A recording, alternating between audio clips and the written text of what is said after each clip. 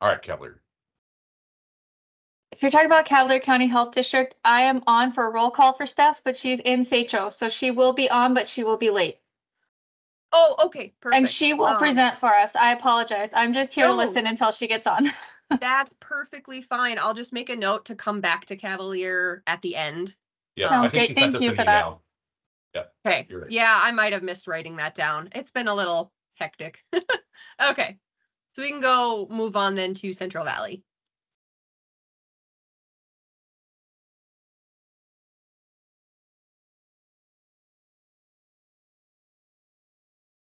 Do we have anyone from Central Valley?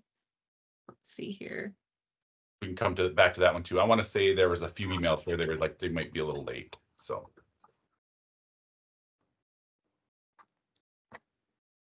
And then city county, I know I can pull up theirs. I talked about presenting on behalf of them. Oh, and you know what? If Callie, if you just pull it up, Yeah. I can still talk about it.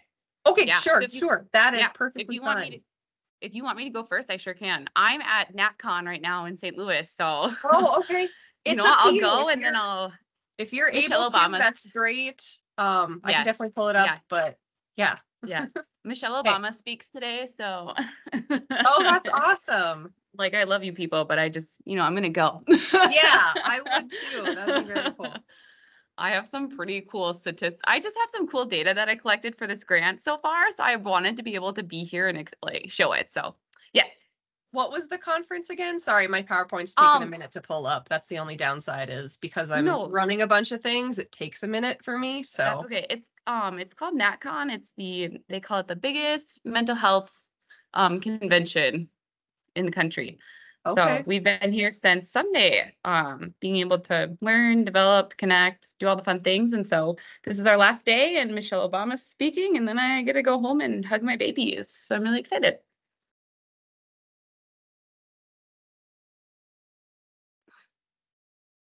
There we go. Okay.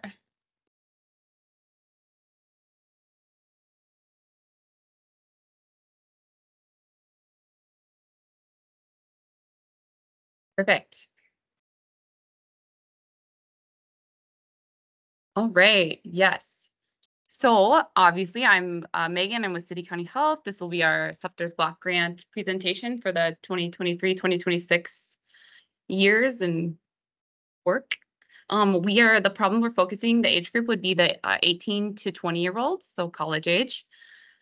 The data we collected was we met with our local police department in Valley City. They stated that they've been getting numerous calls about a local bar in town that has not been carding minors and just letting them drink in the bar. So they wanted to switch their focus from doing routine traffic stops to try and catch underage drinking to doing compliance checks. And so they reached out to us to partner with us. So our intervening variable would be the retail availability, and then our condition would be the underage youth accessing alcohol from retail establishments by using fake IDs or not even being carded at all. You can go to the next slide, Cal. The strategic plan would be doing the compliance checks with the police department. Our activities that I've been focusing on then for this the last couple months have been, obviously we partnered with law enforcement to go over what a compliance checks will look like and how we want to do them. Recruiting minors. I have been providing forensic ID scanners to the community for local community events that have been going on, or even if establishments just wanted to have them for their bars.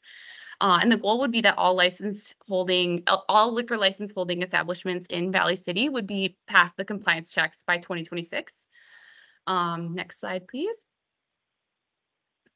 So far we've been able to complete one round of compliance checks, and we've checked every liquor license holding establishment in Valley City besides one, the bowling alley, which hopefully next week we'll get. But so we've checked 15 establishments, 11 failed. 2 bars checked the ID but still served the minor. One of the bartenders even asked what the minor's birthday was, and the minor said their actual birthday. There was no lying and still was served. And then obviously the 9 other establishments didn't even check an ID at all. So we've been working with the PD, the city administrator, and the city attorney on what we could be doing better to help prevent this and help just educate. The city administrator is wanting the RBST to be logged quarterly. So what, 4 times a year instead of being just yearly, like turning in your names of who's has the training because that's what's required. I've been offering the forensic ID scanners at community events and to bars or restaurants, whoever has a liquor license, to be able to scan and check the ID. So what I'm finding when so I actually did the checks with the police department as well. We made sure that the minor obviously went up to the bar or to the restaurant by themselves, so it didn't look like an entrapment. I was with somebody, but when people were doing, when you could tell when someone checked the ID and they had the responsible beverage server training, when it was taught to them in person by the police chief, that person was very confident to be like, you're not 21, I'm going to get you water. Like, they were very strict. This is this, you're having water. But another place that we checked, they had done the responsible beverage server training online. And that person who checked the ID that night was just very uncomfortable. She checked the ID, still got the drink order, came back to the table, checked the ID again, which was fantastic. Do whatever you need to do. But you could tell she was very uncomfortable. And she ended up saying, you're not 21. And the minor was like, no, I'm not. I'll have water.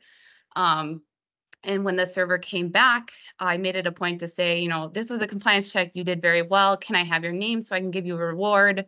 And she just looked at me and was like, you're giving me a lot of anxiety, and just walked away. And I just kind of like, but it is your job to check the IDs and be responsible and be accountable and to be confident in what you're doing. So that's something I think a responsible beverage server training should be held in person with, obviously someone who's trained or a police chief, something. That's something that I want to look to in the future to be able to have maybe an ordinance passed or something. And then in the future too, I guess Katie was saying we used to do a $50 reward if you turned in a fake ID that you caught to the police department. The city county health would then go out and give you a $50 reward for turning in that fake ID. So maybe that would be something in the future we would do too. But yeah, and then we are still focusing with the high school and younger populations about promoting the parents lead materials, making sure it's in the schools with the counselors at community events that are present, and like billboards and all that fun stuff, resharing on social media. Yeah, so lots of good things to come. We're going to do the compliance checks again in August when school starts in again, and just see where the next steps could be and how things go. So thank you. Awesome. Thank you, Megan. All right, next up we have Dickey County. Do we have anybody on from Dickey County? Okay, then we can move along. I'm here. I'm just trying to share my screen. One Okay, sec. no worries. Sorry, it's hard for me to see everybody in the. Yeah, I know. Okay.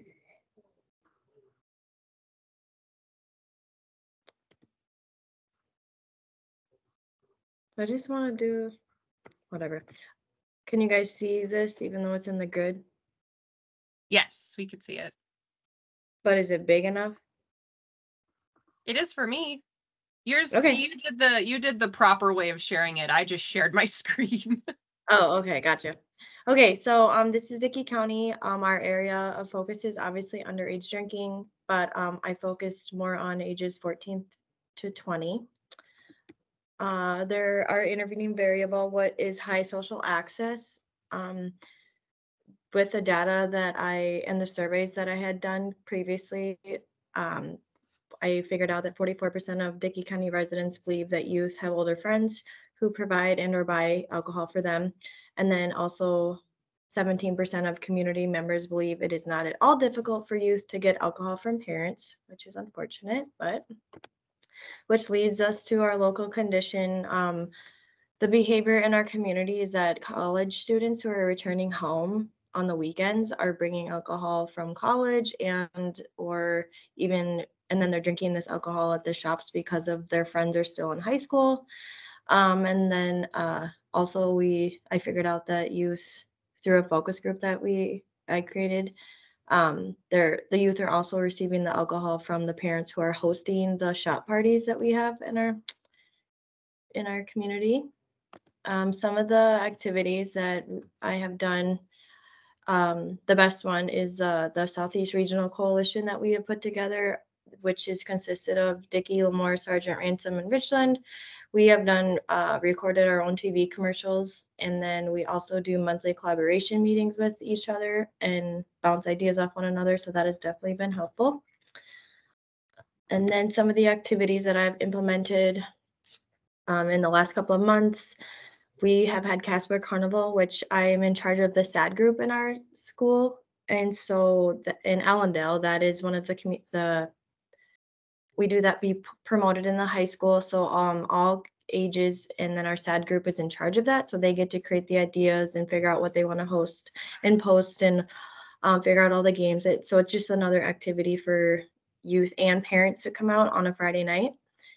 And then we partnered with our sheriff's department and offered a wet lab, which, and then we were able to, I don't know if anybody knows what a wet lab is, because I did not know what it was right away, but we had like 19 other officers in surrounding counties come, and I supported our sheriff's department, obviously, in regards to this, but we basically asked community members to come and socialize and drink for free with transportation provided. And then this helped. Then we got to do, they had to do like undergo a bunch of field sobriety tests. And it's just a training for our officers. And so it actually went over really well. And we definitely and the community was definitely perceived well as well. And then just recently we had our first prom, and so I just added what I put in the bags and what the social host and the parents lead stuff. And then we have another prom this weekend for the other school that we do. Some of the successes and barriers, like I said, collaboration with other health units to work on our prevention efforts, and then our continued partnerships with the schools and sheriff's department. That's obviously been good. And then my end goal obviously would be to implement a social host ordinance. And that's it. Awesome.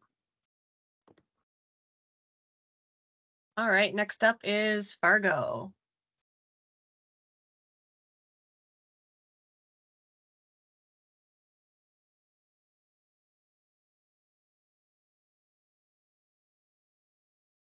Do we have anybody on from Fargo? Okay, then we can move on. First district requested to go later on. So next up would be Foster County. I'm sorry, I'm Cheryl Stetz. I'm from Fargo. I just joined in right when right when you said anybody on from Fargo. No problem. No problem. Oh, that's right. I think Robin asked, you want me to pull up your guys's, correct? Yeah, Robin will be joining later to do the presentation on Fargo Cast, but I'm going to be listening. So, okay. So okay. Fargo is here, but Robin will present. Okay, then I'll move that one to the end too. Perfect. Then. Thank you. All right, so Foster County. Okay. I'm another Robin. Just a second while I pull up our presentation. Let's see. Can you see my screen? PowerPoint? Yes. Okay. Here we go. Okay, so we are in Foster County, and our priority group that we're focusing on is underage drinking, specifically 9th through 12th graders in our school districts. Intervening variable that we are focusing on is community norms. Our local condition, one of the data points, just to highlight that from 2021 YRBS, is 21.2% of high schoolers in Foster County think people greatly risk harming themselves if they have 5 or more drinks once or twice a weekend. As we've looked at this over time, it has decreased over the last several surveys. So the takeaway, more students think there is less risk. So this is going in the wrong direction. So strategic plan, our overall environmental strategy is looking at internal school policy enhancement or revision related to substance use. Both of the school districts currently have pretty minimal components of substance use pieces, basically what's required by the state high school athletic association. So part of that will be some of our current activities are we have an annual upcoming meeting with school admin and counselors right after the school year ends so that we can review our current school year, what went well for us. We've been in, this is our 4th school year that we've been going into middle school grades with Project Northland. Slick Tracy and Power Lines are the programs that have worked well for us at that meeting. So then also planning for the next school year and offering to review their current policy and handbook related to substance use. We can definitely see there's some opportunity there for prevention, curriculum components, education, intervention, and possible referrals as well. Let's see, other current activities include researching other programs. Project Northland works fine. We've been adding in other components to that because it is a little bit outdated. But also looking, are there additional things that we could be doing that focus more specifically on that adolescent brain and body development, academic outcomes, and physical performance to hopefully move the needle on that local condition. And then we've also been working quite a bit on a new website where we're able to share more about substance use prevention, resources, and links there. A couple other just quick slides to show a few things from Project Northland this year. So we go into some 6th and some 7th grade classrooms with Slick Tracy, and Power Lines goes into either 7th or 8th grade classrooms in the school districts. We do some group projects, which we've moved more online to presenting rather than making posters. They are doing kind of social media type posts on PowerPoint or Canva or different programs. Also tried a Blooket online quiz this year that was pretty well received. So there's just a couple examples of things there. And then one other thing that I added in this year is that Cognito. I don't know if anybody else has used that. I tried that substance use prevention student module, and it was really well received with the students. It was a classroom or a class period of time. It went over quite a bit of things, how they can help a friend, and also to kind of go through a conversation with a friend that was struggling with wanting to go to a party, but not sure how to handle different kind of refusal skills and things. So it gave the students a chance to kind of try out different ways to communicate with them, and also talked about quite a bit of local resources as well. So I thought that was a good addition this year. So that's where we're at. Awesome. Thank you, Robin. Yep. All right. Next up, we have Grand Forks. Hey, this is Misty. Say, I am not having Teams come up at all on my computer. Do you happen to have my slide available to Yes. share? Okay, otherwise Yes, I I could can do that. restart. Okay, then I can just go ahead and go. All right, so reporting in from Grand. Give me Okay. just a second Yep. to get it pulled up. Sorry. Go for it. No, no problem. Thank you for And doing it's that. just the one, I believe I just got Just the the one. one page. Yep. Perfect. All right. All right. Now you guys should be able to see it. Thank you. Okay, reporting in from Grand Forks. Our kind of problem area that we identified was the social availability and community norms around drinking for students grades 9 through 10, or 9 through 12, excuse me. And that really came from our community health assessment, our 2022 one, where they found that there was a big concern in our community that substance use and mental illness in adults contributes to youth substance use, and a focus, and specifically a focus group from that expressed the need for further support and education for parents, not just the youth, and kind of the community in general.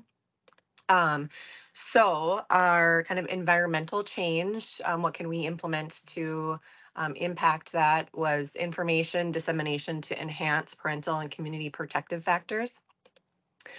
So we kind of just jumped right into this actually in some activities. Some of it continued on, shifted a little bit, but continued on from last year's grant. We have a marketing company here in town that's been part of the prevention efforts in Grand Forks for at least 6 years. So they really have a pulse on the community and what prevention needs to look like, parents lead, all of the good stuff. So they have ads running on Spotify and iHeartRadio. Two separate, they're not the same ads. One is parents lead specific and one is more towards one is more towards underage drinking and fake IDs and what that looks like. We have the Grand Forks Public Schools, and there's 3 high schools, so we have newsletters going out that our parents lead newsletter every month, and we're able to track like how many clicks that gets from parents and that stuff.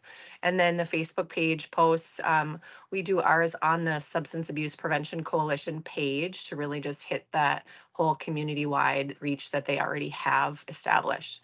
Collaborating with the Substance Abuse Prevention Coalition, which is a coalition here in Grand Forks that's been, oh my goodness, I can't even tell you how many years it's been in, at least 5. I know it's been more than that because they've had 2 DFC grants that have come through here. So, and all of the community members that are a part of that. So that's just been a really great way to collaborate and think through ideas.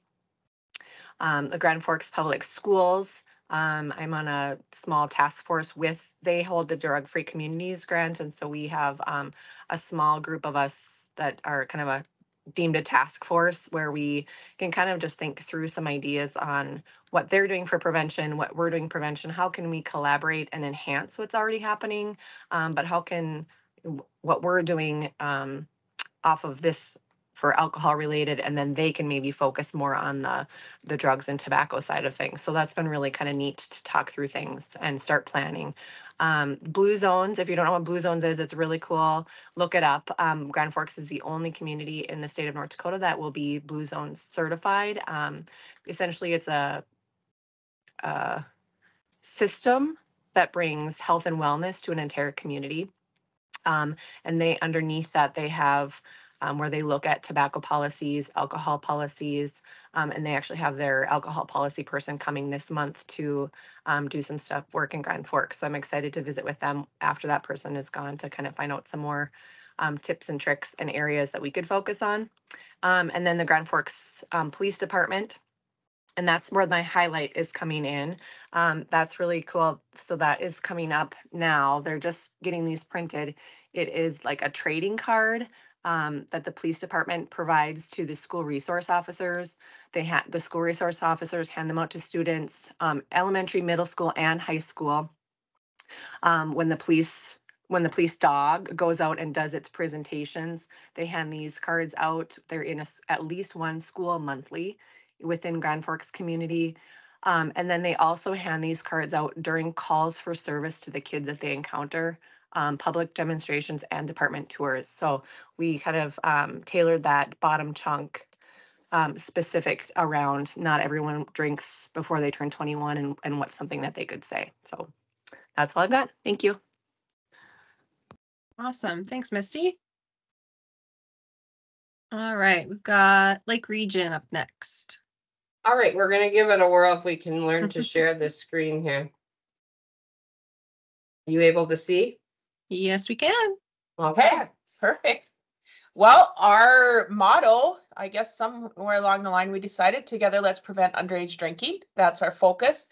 And we did a following up with the YRBS data that we got to do our goal was that we decided to do a local survey with our 4 counties. And some of these slides, I made them in Canva, and so they're wonky. They're good in Canva, but when I downloaded it, it kind of. I've noticed that too. It's the font. Sometimes if you use a font that you don't have on your computer, then Canva, it'll switch from the font that was in Canva. So no worries on that. I'm really not lame. I mean, that lame.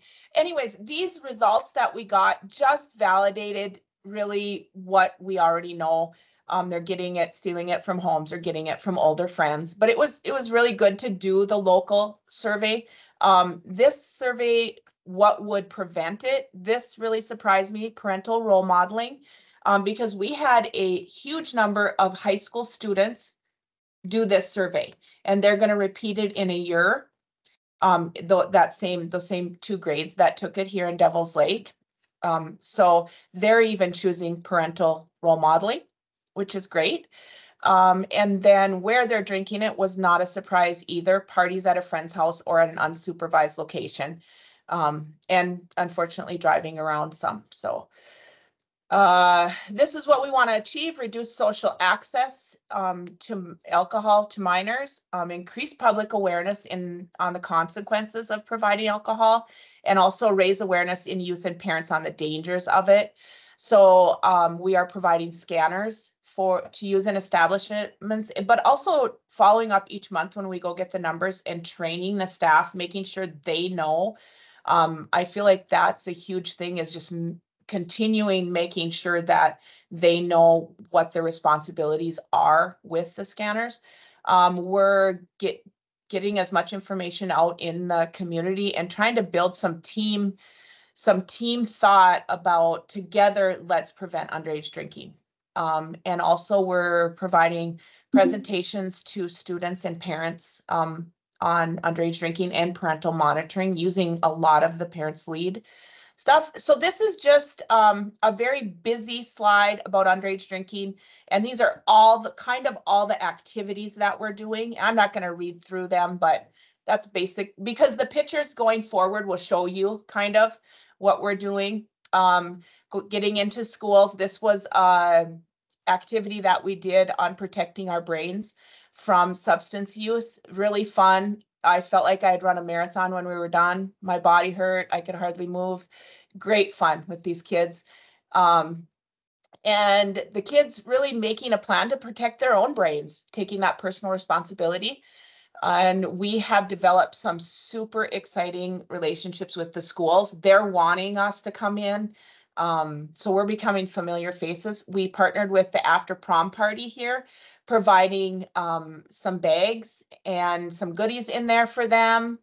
Next year, we hope to be able to be present at this activity instead of just providing stuff. And we provided the pamphlet about Do You Know the Law, some chapstick with a prevention message and suckers in there.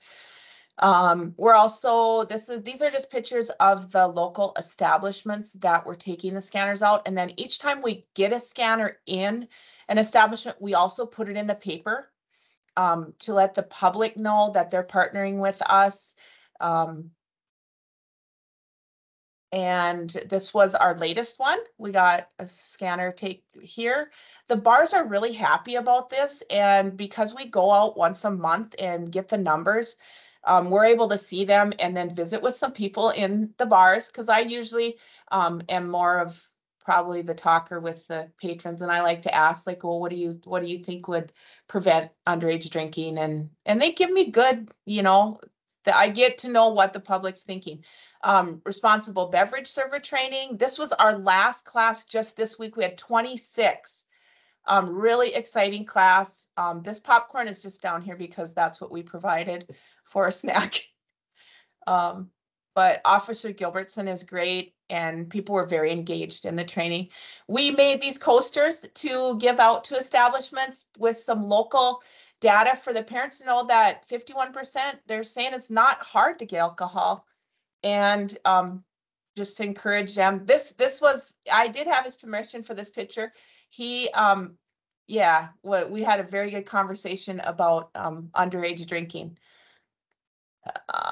This is our coalition meeting that we have the third Thursday of every month.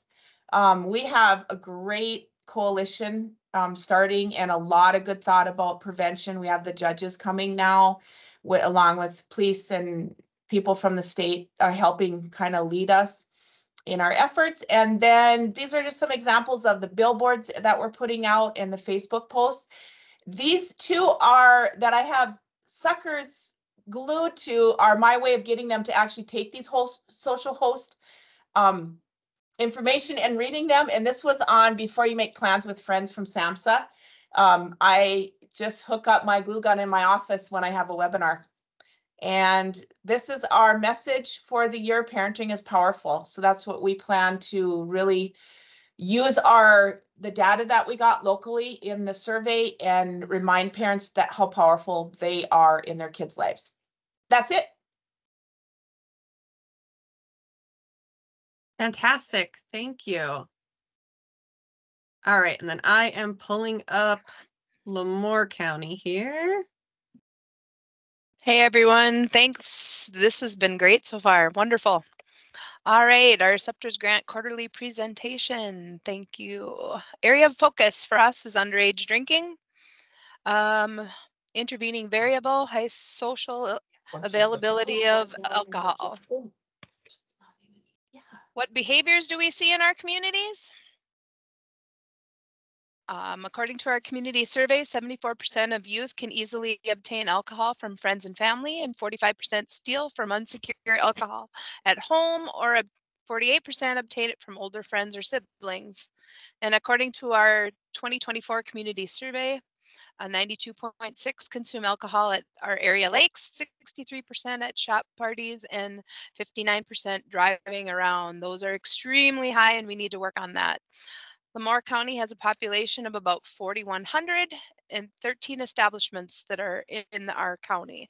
That is about one alcohol establishment for 315 people. Youth can easily obtain fake IDs, use them in small rural bars. What can we do? What impact can we make? We 100% can do it. Sorry. All right, currently we are going to start on server training, and we will offer to all of our Lamar County establishments. We do have fake ID scanners in our communities. We would like to work to at least get one in all of our small towns. Not currently, we do not. And regularly check and monitor these ID scanners, and we are working to implement that and partner with our Lamar County schools. Try and do that more this upcoming year as well. Thank you for collaborating together. I have really enjoyed working with our Southeast North Dakota prevention specialists. We've been partnering with doing commercials on Beck TV Sports. We did some on WDAY TV during the state tournaments. We've been posting information on staying above the influence. I made signage for our schools, each of our 4 schools in our county, just reminding kids to always stay above the influence. We can have community impact, community education, communication, and let's get to it. Let's keep working, boots on the ground. Thank you, everyone. Awesome. Thank you, Chris. And I would actually really love to see what those commercials turned out to be. So if you were able to send, in fact, just anything like that, you know, a lot of times I pull pictures from these presentations that you guys do, but if you guys have stuff like that, I would really love to have like this is a thing Tori and I are kind of working on, but maybe a part of our website where we're kind of featuring what everyone's doing. So if you guys have stuff totally like that, do that. photos from events, materials that you guys have created that you found useful, anything like that, please send them to me or Tori. And I'd like to put something like that together that kind of shows like, here's all the work, the hard work that you guys are doing. So awesome. Okay, next up we have, I believe, Nelson Griggs, unless, no. Yep, I'm on, Callie. Okay, perfect. You're here. Yep. I was trying to remember who was going later and. This is Lisa. Yes, I am filling in for Cassandra because she's on the other meeting. So could you pull up our slides, absolutely. please? All righty. And it might take a minute because for some reason PowerPoint is so slow on my computer.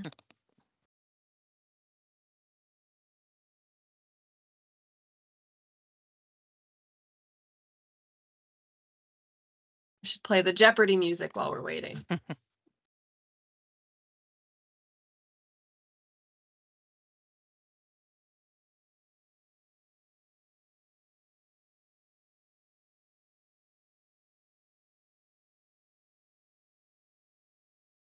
All right, here we go.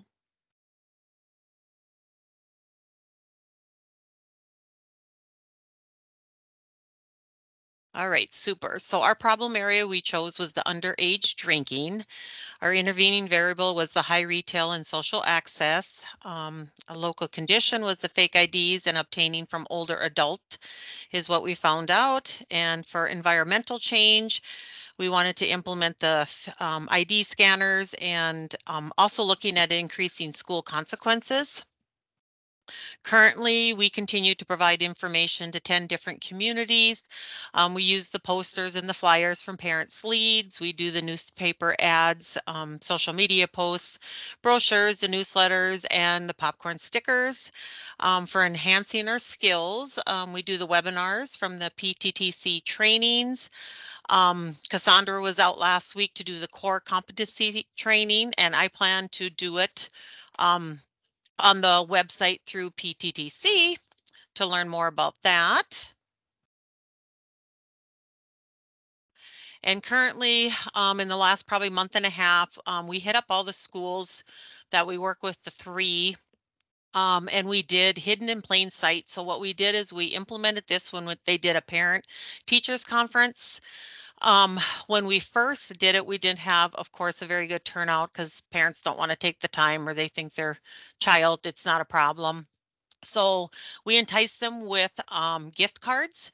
So when they came into the school, they were handed a gift card and we put a saying on there like, try, how good are you at your discovery skills? If you care about your child, come see us. And then they went through and found the different items. We also had Deanne set up her tobacco table, so they were able to see, you know, the vaping products. So we implemented that with it. And then they did a survey at the end with different questions, you know, if they felt alcohol was a problem in our area, where they were getting it, that kind of thing. And then they chose between a $10 gift card between Amazon and Dollar General. And that was a very good buy-in. Like I said, we had a good turnout with that. We also implemented the fake ID scanner in Cooperstown, and that's been going good. We've had a few kinks, but I think we've got them worked out. We've been working with after prom parties. We did the first one April 6th. That's Dakota Prairie. And with that, we gave them the bags from Parents Lead that we were able to get, and then we filled that with the cards, the chip clips. We bought chargers and then we put the logo on there.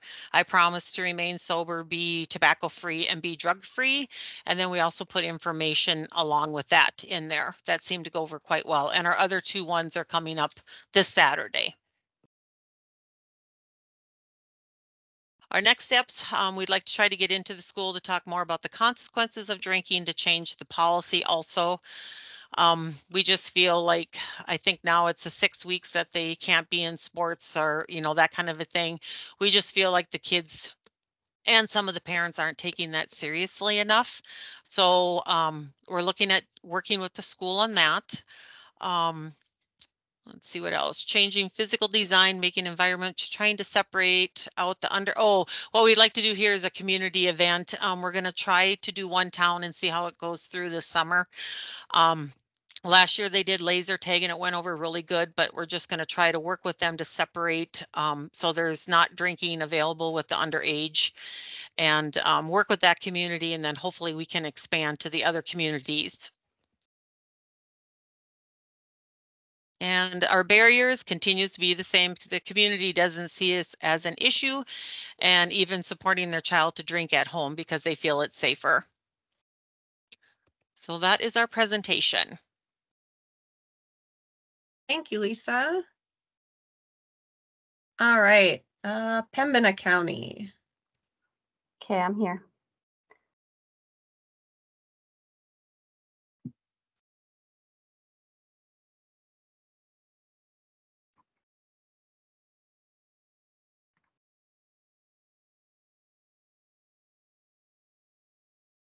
Can you see it? I can see your desktop.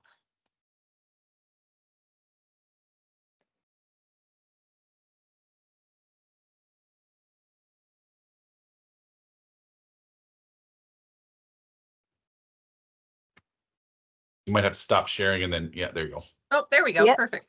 Okay. Yes. So we are Pembina County Public Health, and this is the first presentation meeting. Our priority substance is underage drinking. Intervening variable is the high social access and community norms around it. We feel that our county has vague awareness of the problem and low perception and awareness of the harm, which equals low motivation. Local conditions, interaction surveys with students say that it's readily accessible in homes to take it if they want. Youth are exposed to alcohol frequently by watching their elders. Which they report it creates a perception that it's normal and accepted and fun. Also enforcement, we feel that the fees and penalties are not deterring youth's use of alcohol. So activities we are working on and plan to work on are providing information using the parents lead, physical design using parents lead things and stickers, enhancing skills with trainings and webinars, increasing awareness to our county with posters, social media, newsletters, newspapers. And then we have not done this yet, but reviewing current laws and then assessing the current process with law enforcement and court system to determine where enhancements can be made. And then partnering with school groups and local organizations to support alternate alcohol-free events. So January, we just did our social media posts from Parents Lead. We had our monthly Behavioral Health Coalition, which meets the last Tuesday of every month. I made an ND tip thing on Canva, and we tried to push that out in January. I did a newspaper clip on it, and then we had the sheriff's office post what we made, and then we posted it as well. I'm going to make a note though to ask them if they've gotten an influx of that to let you guys know for next time. February, we did our social media posts and we did some basketball games, boys basketball games. We made the sticker from Parents Lead just to try to make them more aware of they could be held liable for injuries that occur if kids are drinking on their property. March, we did a sticker shock with 8th graders in Drayton. We used those stickers in the slide. Could their next drink be right next to the milk? Monitor and properly store the alcohol in your home. And then it was in the papers as well and on social media. The kids really seemed to like that, and the counselor who kind of organized it with me was really appreciative of it too. March as well, we had one of our schools in Walhalla has a Northern Lights group, which was formerly SAD group. I don't really know why they changed it, but they had a dance on March 22nd that we sponsored. And it looked like it was well attended. I ordered 5 of the Parents Lead vinyl posters from Vistaprint and handed them out to the 5 schools in our county. And then I plan to follow up and take pictures of where they hung them. And there's our March social media posts. And also in March, we put in our spring newsletter, the ND tip again to try to push out. And then some more Parents Lead information. Being April is Alcohol Awareness Month. And then working on all 3 months, we've been working on the Teen Maze. That is tomorrow, actually. We've put it in the papers. Just working on the logistics of that. That's more our coalition is more heading that, but I do most of the work in the public health office. And that's it. Awesome. Thank you, Rochelle. All right, next up we have, is it Ransom County? Yes. Yes, it is Ransom County. Can you see my screen okay? Yes. Perfect. So our focus area is underage drinking. Our intervening variables is the high social access and the community norms. Local conditions, we are, or the data that we received, youth are obtaining alcohol from their friends who are of age. So individuals that are college students that are coming to the area. And then as well, I felt like this one was quite startling too. Parents find underage drinking to be acceptable, according to one of the surveys that was completed. And actually just word of mouth, I have recently received too from around the state wrestling time. Parents were making me aware that they were okay with that as well. I should have added on here too, I have got word of fake IDs. They're really being used in our area, and actually there was a recent occurrence not too long ago with a new restaurant that opened up in town that they were so positive that they had a fake ID, but they didn't have anything to really go off of with that. So it was a nice education piece and collaboration efforts with the sheriff's office on that. Activities, what we have been working on, collaboration on media efforts with Southeast region counties for a unified message. So as I'm just going to echo, we've been working on some commercials that the other counties have talked about. Educational presentations were provided to 3rd and 4th grade students. So I was already going in there for vaping. So I just kind of consolidated some of that content and provided some parents lead information and just kind of how to open up that conversation piece with their parents or guardians or loved ones. We have had outreach to schools with Ransom County to establish opportunities, provide education within schools. There is planning that is taking place for this next school year, which is kind of exciting. Also a little bit overwhelming because I don't think I'm going to be able to do everything that the schools would like me to. But I'm still hoping to find something that would work for all of them. Let's see. We've had a lot of collaboration with the Sheriff's Department as well as the Abuse Resource Network in town. We are working on some possible events maybe in the future. How can we work together on some of the topics that we all encounter? As I mentioned earlier, we've got word that there was fake IDs being utilized in our area by college students mostly. And so we were able to get a fake ID scanner implemented in that new restaurant, and we are hoping for new restaurant sports bar. And we're also hoping to get an ID scanner facilitated in the other bar that's in town, as well as maybe some other Ransom County bars too. Recently, I attended a health board meeting just to give them an update on our prevention efforts for Ransom County. It was kind of nice to have them or to be able to speak with them because they weren't up to speed on some of the stuff that we were seeing in our area. Recently attended the core competency training in Bismarck, which was a really big benefit.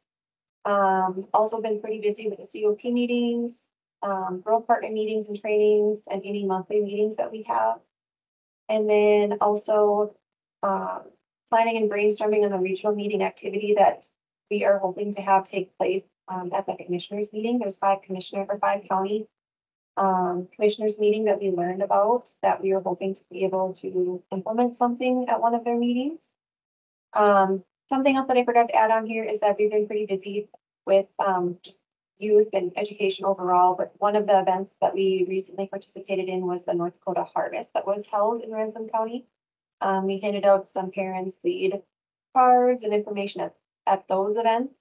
And then the parent teacher conferences, I was able to get in on some of those, and I was able to provide some activity books for the younger kiddos from Parents Lead as well. I think that's all I have. Great, thank you, Kayla.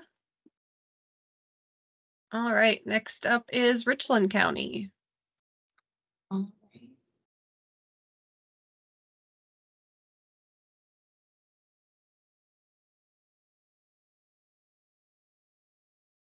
Can you see my screen? Yep. Okay. So Richland County, which is the southeast corner of North Dakota, Wahpeton is like the big city. Our focus area is underage binge drinking and 18 to 20-year-olds. And that's just, we have a high incidence of young adults who are binge drinking. 61% of our college students report using alcohol. We're the home of North Dakota State School of, or College of Science that houses 3,000 students. And then the college survey that was completed in 2020 reported that our college students are binge drinking quite a few days a month. So our local conditions is our Wahpeton Police Department. They have had 14 illegal consumption citations in the past year. That's just this year, like 2024, 13 minors caught in the bars. In 2023, our clerk of court reported just for our 18 to 20-year-olds, 23 minor consumptions, and like 18 of those happened at a college day event at NDSCS. And 7 driving under the influences in the 18 and 28-year-old population. And then our science school last year had 218 alcohol violations just on campus alone. Environmental strategy we're working on. Currently right now, our sheriff's department and our police department, they have officers that are trained to provide responsible beverage server training. However, they don't have it like on a routine schedule. So sometimes they do it yearly, sometimes they do it every 2 years. Our sheriff's office just does it if people call and inquire about it. So we're hoping to get an ordinance for the city of Wahpeton requiring all employees where alcohol is served or sold as off sale to take the class within 3 months of employment. And then we're also starting to have some conversations with NDSCS about a social host policy, so that when college kids are drinking on campus apartments, that it there's something that happens to the renter. So activities we're working on is we are talking about our social host policy, collaboration with the other Southeast local public health units. I feel like I'm having lots of cups of coffee with our law enforcement agencies, talking about responsible server training. We're trying to work with our alcohol retailers. Half of them state that fake IDs are a problem. They don't know if their bartenders always call law enforcement when they find one. Some report that they give them back to the individual that's using them. So we're working with our Wahpeton Police Department to hopefully find some time to educate our bars and our servers that they need to be calling law enforcement when they find a fake ID. Let's see what else. We promote parents lead activities in the community. We go to like the community bingo events. We are doing media campaigns. So we work with our local newspaper and publish articles on drinking. And then we've been putting the QRS codes up all over our city of Wahpeton and some Richland County establishments, because our youth report that parents are the #1 influence in their lives. Some successes that we've had is just some partnerships with like our local college and our Wahpeton Police Department and other our Southeast region health units. We have some barriers though. Our law enforcement agencies, they have a lot of staff shortages, so it's hard for them to do all the enforcing because they don't have officers that are available to respond to some calls, because there's some other more serious calls that they need to respond to first. And then also, you know, like our retailers aren't calling law enforcement anyways. We have a high social acceptance of underage drinking. A lot of people in our community would rather have their kids drinking than doing opioids. So trying to get that education across to them that there are also dangers for underage drinking. Easy access to alcohol. We have a lot of community events where alcohol is served outside and people can walk around the streets with alcohol. So it's very easy for individuals to consume alcohol under the age of 21. And then time is always a barrier. It's hard to get all these activities completed, especially when you have, you know, like 4 other grants that we're managing as well. So that's a barrier for me. And that's pretty much all I have for today. Perfect. Thank you, Lindsay. All right, Rolette County. Kelly, do you have my presentation or do you need me to pull it up? I can pull it up if that's what you'd prefer. Let Sure. me start that here.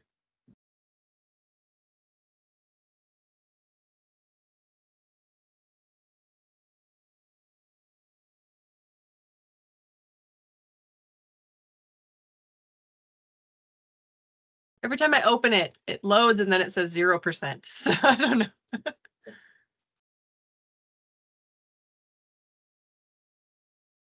It might be messed up a little bit too. I used Canvas, so it might be a little messy in areas.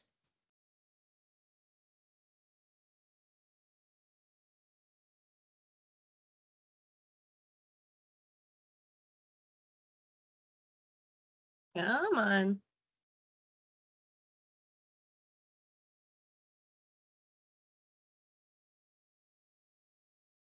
Maybe that's it. The ones, some of them are just bigger files, so they take a minute to load. So sorry, guys.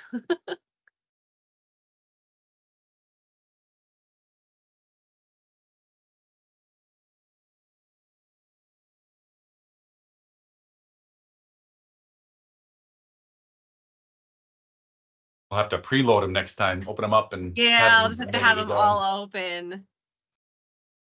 I tried doing that with everybody's everybody's logic models. I tried to open them all at once and it crashed my computer.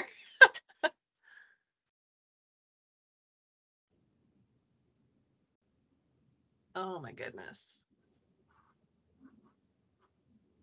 There we go. You need to start at slide 2, Callie. Okay. That's just a picture of Rolette County Public Health and some of the people that work on our prevention team. Going down to slide 3 is our coalition that we meet every third Tuesday of the month. Started back in 2005. You need to go down. And the green just shows where we're at, right up at the border.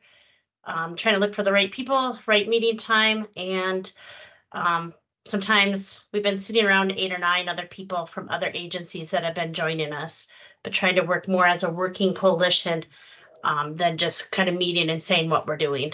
And our plan is for underage drinking, working on middle school grades, alcohol to minors. Alcohol use by youth is a concern for the community. We know that older siblings, cousins, other adults provide the alcohol to the underage people. Community members believe that it is okay. Lack of support by the community for some of the prevention and people not thinking that this is a risk. Strategic plan, social host liability law, educate, bring awareness and knowledge, and getting support of passing that or getting more information out to people that they don't even know what it is that this law is even out there on the books. Environmental change, using local media campaign, parents lead, out of my house, talk, they hear you, are some of the things we're using. Community outreach, we do evidence-based, education, looking at doing too good for drugs, presentations, benefits, practices, proactive, responsible beverage surgical training requirements, getting the law and policies changed, ordinances, social host law, and getting forensic scanners out to our places that serve alcohol or alcohol is sold. Some of the things that we've done for implementation on January, at the end of January, was the SAMHSA and CACA National Youth Prevention Day. So we had 3 of our youth that serve on our Teen Youth Advisory Board. They were at our grocery store. They handed out parents' lead information. They not in our house, the pledge, and we had bags filled with information on social host law and other services that we offer here in Rolette County. In February, we were out at the casino by Belcourt, and we did the hidden in plain sight out there. and also talked about underage drinking, how some of that is hid, drugs, and also vaping information. Health tracks, we have a little bag that's put together, and a health track bag is given to parents of kids when they come in for those screenings. Some of the social media that's put out there, prom season right now, we've had Rolla or Mount Pleasant, which is here in Rolla, and St. John. So those are some messages that were out there, parents lead. And then the next page just shows a bag of goodies that were given to the St. John students. There's like a picture frame with the message of the prom night in there, information on vaping, parents lead cards, like a string of beads. The Rolla ones, we had sunglasses because they did a back, like an 80s, 90s retro prom, after prom theme. And we had like the message, and then also had a sucker attached to that. Another thing we'll be doing in May is for the Rolla and Roulette schools together, we will do a teen maze. Some of the barriers that we have is partnerships, building those relationships with our law enforcement. That's constantly changing. Community not buying into, hey, that there is a problem. Easy access, and just getting out there more with the education, getting trained with like the evidence-based curriculum and getting into the schools to do those. Thank you. Awesome. Thank you, Sarah. I did notice Welcome. this link down here. I don't know if it's going to let me click it or if it's a complete link. Would you be able to drop that link in the chat? Because I think Sure. looks like that would be a good one to check out, but it looks like it's Yes. not working in the presentation. So if you could let us know that link, that'd be great. I will do that. Awesome. Thank you, Sarah. All right, next up we have Sargent County. Oh, you're muted, Vanessa. Of course I am. Good morning. Thank you, Callie. You're welcome.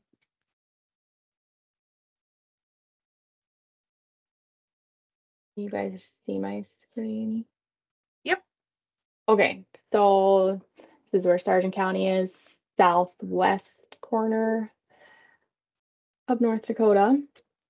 So our local problem is underage drinking. 92% of adults agree underage drinking is a problem in the community.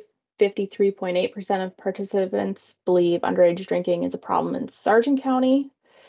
23.7% of high school students currently drink. 20.6% of middle school students currently drink. Why here is because 24% of North Dakota agrees that drinking among teenagers is acceptable. 88.4% of participants say they would like to see an increase in law enforcement. And our strategic plan is to get an environmental change to the social norm regarding underage drinking in our community. Our prevention efforts, we implemented the North Dakota tip line. We partnered with the sheriff's office on this. We advertised with radio ads during the boys and girls state B basketball tournaments this year. We had a press release in the newspaper. We shared it on social media. We also have it on the school website, one of the school websites. And since we implemented it, we have had one tip, which is kind of cool. We have partnered with the Sargent County Sheriff's Office and the new SRO officer to bring the DARE program, keeping it real, to all fifth grade students within Sargent County, which is 3 schools. I believe they are wrapping it up this month. And it's gone over very well so far. We've partnered with surrounding Southeast North Dakota prevention coordinators to create a message about the effects of alcohol use within our youth. The commercial was aired during the State B tournament for boys and girls on WDAY and on Beck. It will also be on Beck. There are 3 commercials total. 2 for alcohol, 1 for opioid use. They were all going to be alternating for the next year. We have a contract. Our goals for this upcoming next quarter and the next couple of years is to educate youth on negative effects of alcohol use, continue promoting our ND tip line within our county, expand where we're promoting our materials, so like Instagram, Pandora, Spotify, etc. We are trying to change a policy within the sheriff's office to utilize ID scanners more effectively, make sure that they are going and grabbing the fake IDs that are confiscated. We're trying to make sure that we get more local businesses to implement a policy and procedure and have the ID scanner in their establishment. We would like to also do a responsible beverage server training with all establishments in our county. And then our overall goal is to pass a social host ordinance. I will go back, Callie, you asked about the commercial. So I think, let's see if I can do this.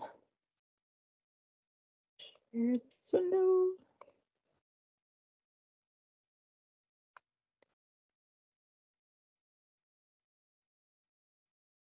Oh.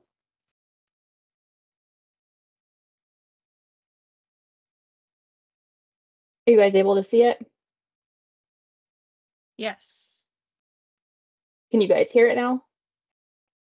No, but you might have to, when you go to share, there should be a way to tick a little thing on the top corner that says include sound.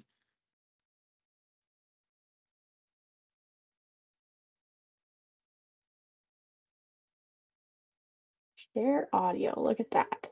There we go. I'm a diesel technician. I am a coach. I am a firefighter. I am a nurse. I am a sheriff. I am a loan officer. I am a teacher, and together we all know underage drinking has a negative effect on brain development. Let's keep substances out of the hands of our youth. This message is brought to you by your Southeast Region Prevention Specialists. So that is awesome. Is one of them. I don't know if you guys want to continue watching more or not, but we can certainly share them. Yeah, definitely share those. Those look really good. So yeah, I'll try and put them in the chat box or something. Awesome. Thank you, Vanessa. Yeah, you bet. All right. And Karen, and I do have yours already pulled up in case. I don't know if you want to give it a shot, Karen, but. No, go ahead. Okay.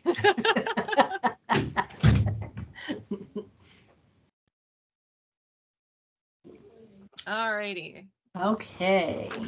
So yes, we are with Southwestern District Health Unit. We're in the southwest corner, and our focus is underage drinking. And our intervening variables are the high social access and the community norms. And then our local conditions, youth are obtaining alcohol from adult, family, and friends. And we have 44.3% say they get their alcohol from their parents, according to the Community Readiness Survey of 2022. And then, of course, we also have the belief that alcohol is acceptable for teenagers. And we have 23.6% that believe it is acceptable for teenagers to drink. And that, again, is from the Community Readiness Survey of 2022. And so under activities, I just actually put down, just kind of in general terms, I didn't add all the things that we're doing, just kind of some of the more new things that we're doing. Compliance checks can be a challenge for us. You know, law enforcement says that they're interested in doing them, but then when we make contact to kind of schedule them and get them going, there's a delay in time. And so Jennifer really works with that, trying to get that going. But we did have some interest in the forensic scanners. And so we did hold a training here. Tom came out and did that for us. And so we've got 2 of them out in the community. We had some issues, but we've kind of worked through those. And so we're hoping that that continues to run smoothly. And of course, we're doing some media campaigns that we have been doing for a while, just changing them up periodically. And then we have multiple health fairs this month, And the school for the first time are doing what they call a parent fair on a weekend. So we'll be there to hopefully have more contact with some of the parents with that. We also are finding that we're having more and more Spanish speaking people in our community at varying events. And so we do have the, good fortune to have an interpreter here in the public health that can help translate. And then the state has been really good about helping to translate that Spanish that we've translated from English in the parent lead to get those things updated into Spanish. So they did one for us and are working on a couple other ones so that we can get those included. And we are really focusing on middle school, and we did meet with the middle school staff over there and discussed kind of, the grant, the capacity assessment that was done by Growth Partners, and then presented kind of a Stanford curriculum that our tobacco program uses here, but it is all evidence-based, and there are different parts to the curriculum, like there's one for alcohol, or that covers alcohol, and then it covers other drugs and fentanyl, and so it's a variety. So they're looking at it, and then we'll see about if we can kind of incorporate that this coming year, because we're almost at the end of the school year, so we're hoping to kind of move that in. And then of course we're still working with our youth commission and hoping they can gain some traction and get some things done. And our coalition is very active, and so we're working there. And really, I think that's probably all I really need to say. Just a quick. Awesome. Thank you, Karen. Thank you. All right. Next up, we have Spirit Lake.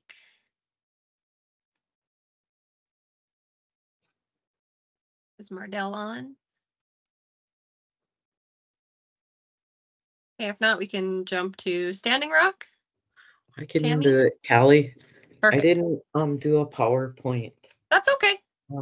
I did send you and Tom what we call is our primary prevention project. Okay. And so we have a massage therapist that is on staff for tribal health. So we worked together before, her and I, on we had gotten a SOAR grant way back when SOAR first came out. So we did like a pain management project when I worked with her. And so we created this primary prevention project. She does aromatherapy and Tai Chi Qigong. And so we put together a booklet, and her current clients that she has, she goes over our primary prevention project with them. And so basically, our primary prevention project consists of cultivating awareness of what healthy lifestyles achieve, wellness practices for the body, mind, and spirit, integrate stress reduction techniques into daily life, and skills of observation and practice to enhance adaptability, stress reduction, and promote general well-being. So her and I have put a program together. And so we take her massage clients and we take like focus groups. So we have a 10-person participation. And so we have pre and post surveys, and we have, you guys, some awesome outcomes from people that have we have just engaged them in self-care.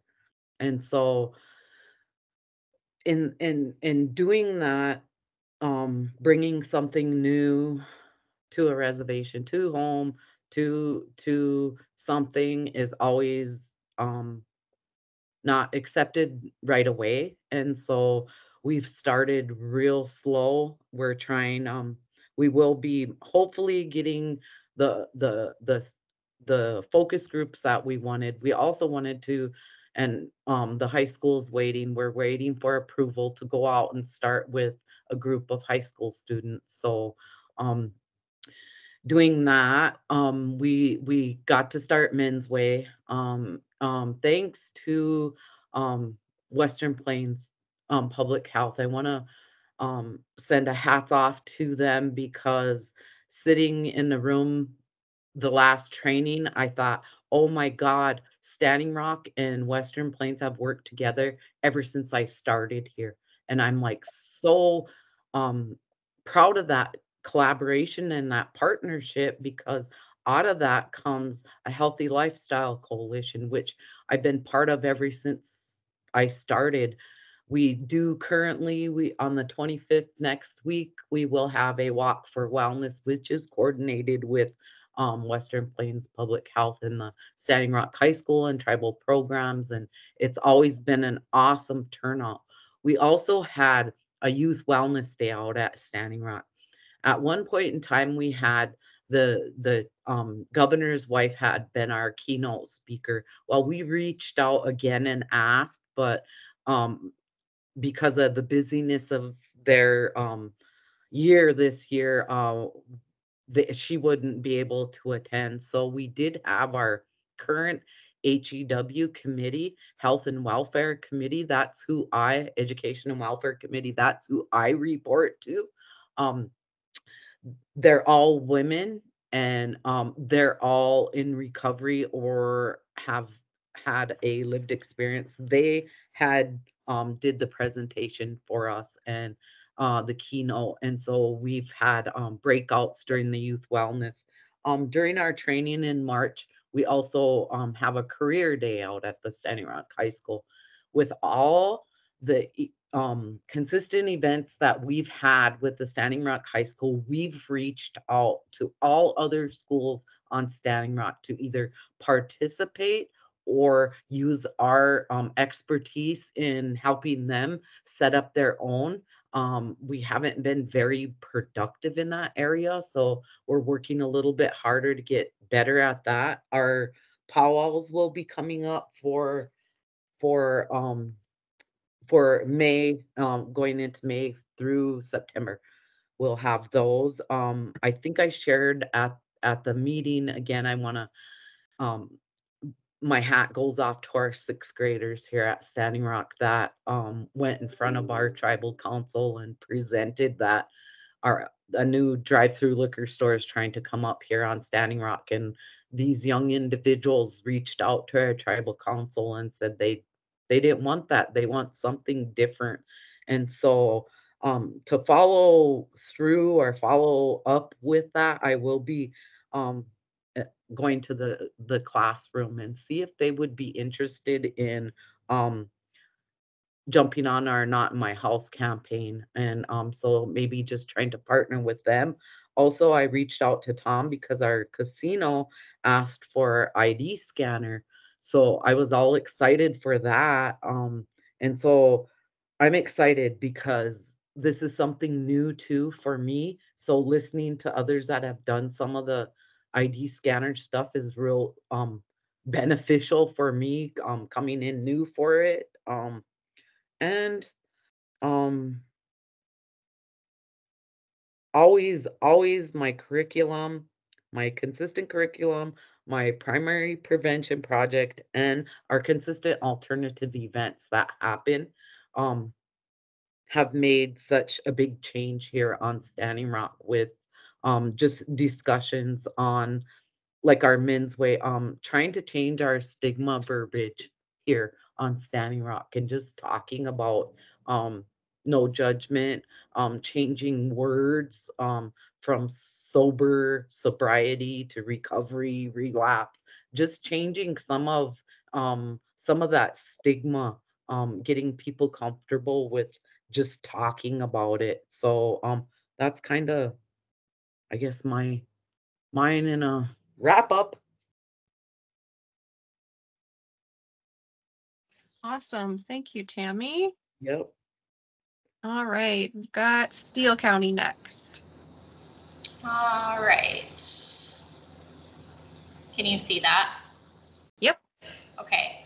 So I just shared my logic model, and if anything, it can just be how this needs to be fluid as we move through things. So the things that I've primarily been doing so far, a lot of training because I am so new. And then our sheriff's office has been really great. We have one forensic scanner in the county. I think we are getting a second, but we've been taking that to different retail establishments and training them on it. So it's actually kind of been mobile, and we've been into multiple establishments with that. And I think that that's nice. They're getting to know us. They're getting used to us being in there, which happens to be one of my barriers, as no one in the county is really used to public health coming in and asking them to do things or asking if we can do things for them. And then the other thing I've really been working hard on is getting into our schools. And I think the more that I get into our schools, the more I'll know whether or not our primary issue that we were facing, we thought when I wrote this, was fake IDs and purchasing with fake IDs. But the more I kind of hear from the community, the more that I'm out there, it sounds like it might actually be social availability. So we might have to pivot there. We might just work, with both, because as I kind of wait for the sheriff's office to do their thing sometimes with the scanners and things like that, I can also do our social availability stuff. And the other thing that I thought was really exciting was our NDSU extension actually has a advisory council, and when our NDSU extension agent asked them what they needed in the community, a lot of it actually related back to the things I'm doing with this grant. And so I'm actually going to be collaborating with them and hopefully actually form a coalition for Steele County Public Health in this effort, along with the relationships that I built in the schools. So I'm really hopeful to kind of get this thing off the ground and get out there and actually learn more about our specific community. And then the last thing is Deb and I in Trail were talking about doing alternative activities this summer for the teens. So there's like a movie theater in Mayville that we were maybe going to sponsor, a free movie night for teens or something like that. But yeah, I'll stop there. Perfect. Thank you, Hannah. All right, 3 affiliated. Hank. Good morning, everyone. Can you hear me? Yep. Okay, cool. Did you want me to pull up or are you able to? I don't know what's easier. I can try. Just share, right?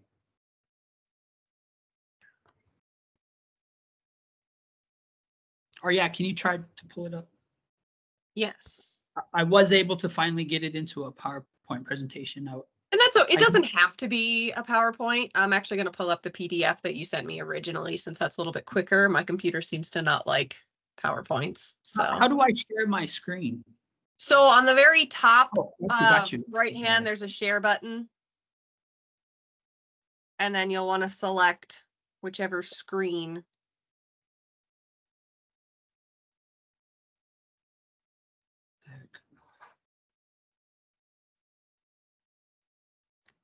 There, I've got it pulled up for you, Hank. Okay, cool. Thank you. Yeah, no problem. All right. So yeah, I utilized Adobe Express, and it had a cool video on the intro, but I'm also turning this into a course to Good Road as well. So I kind of threw some other extras in there. This sure. is just introduction. Okay, so here, yeah. So strategic planning. I have underage drinking with focus on grades 3 through 12. We currently have a 15% usage in the report of alcohol in the past 30 days, and I believe this was from our community resource survey. Intervening variables were social norms and access to alcohol that play a huge role. Growing up on the reservation, not only are we dealing with stereotypes, right? The common stereotype of Native Americans being alcoholic. When I go in and speak to the kids, I just let them know that that's a choice, that I remind them that the power resides within ourselves, and that, it all comes down to choices, regardless of our community and our atmospheres. It all comes down to the choices we make. And that's, I guess, why we're doing the work we do, right? Local conditions, we had a rise in minors in consumption in 2023 with 67 compared to 42 in 2002. Social availability, as youth are obtaining alcohol from older family members. We kind of live in a rural area, so there is a lot of a lot of gatherings at houses and things of that nature. So it's really hard to kind of gain access to those. So the best way that we can outreach is through our schools out here on the reservation.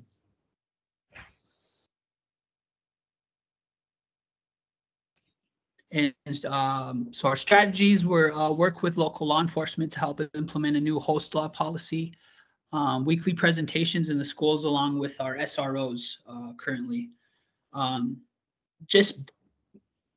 Man, I don't even know where to begin about talking about our jobs, after this recent training we had. It just, I felt very empowered, and I was really thankful that that took place. Just all the things that I'm learning in these trainings and being able to apply them, in our community has been such a blessing to doing this position.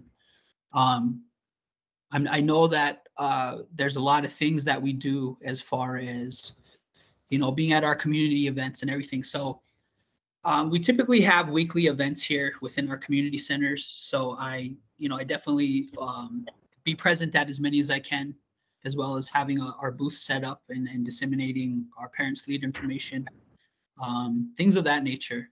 Basically everything that a lot of people are doing, I try to take pieces of everybody's plans and see if I can implement it within my own.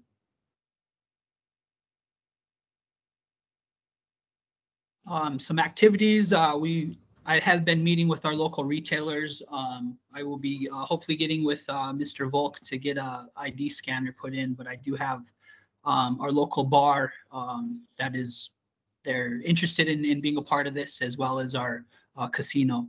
And I just had to explain it to them as far as it's going to be a very valuable data point moving forward, and just to see, see what's out there. See, we don't know, is there a lot of fake IDs going on? Is there none? But that's going to be interesting to show once we get that set up. And then we also did a coalition. That was another, I think, a huge thing, learning about coalitions in these trainings. So currently we have 9 people that are basically all the stakeholders that I need within our reservation, and our tribal leaders, they are part of this coalition. So of course I targeted, law enforcement, a lot of our school administration, even our hospital and clinics, and our behavioral health, and even our diabetes program. They're all, the way I see it is that we're all on the same team, and there's just different areas and resources that other people have access to. So learning how to bring those in together so that they are effective in helping us do what we do, only makes for a stronger impact, I believe, in our communities. So short-term outcomes shift perception of the youth as well as adults, that are the social norms in our community. It's kind of very nonchalant about, the attitude of alcohol right now, as it's kind of being overshadowed by the use of, opioids and fentanyl and other drugs, of course. But, it's kind of like COVID and the flu, like flu kind of went away, but it's still around. So that's kind of how I feel that alcohol is being handled. But the main, every statistic that we have currently, alcohol has been a big factor, whether it is drug use or whatever. It's always plays a part. Short-term outcomes, education on the negative effects of alcohol has on our bodies and health. So weekly, I get to, I go in with 4 people. One is a behavioral health that does our mental health awareness and QPR trainings as well. They did our QPR training, and so we go in and do that alongside them. So we actually go in as, you know, the presentations we do, they're actually getting 4 presentations, not just 1.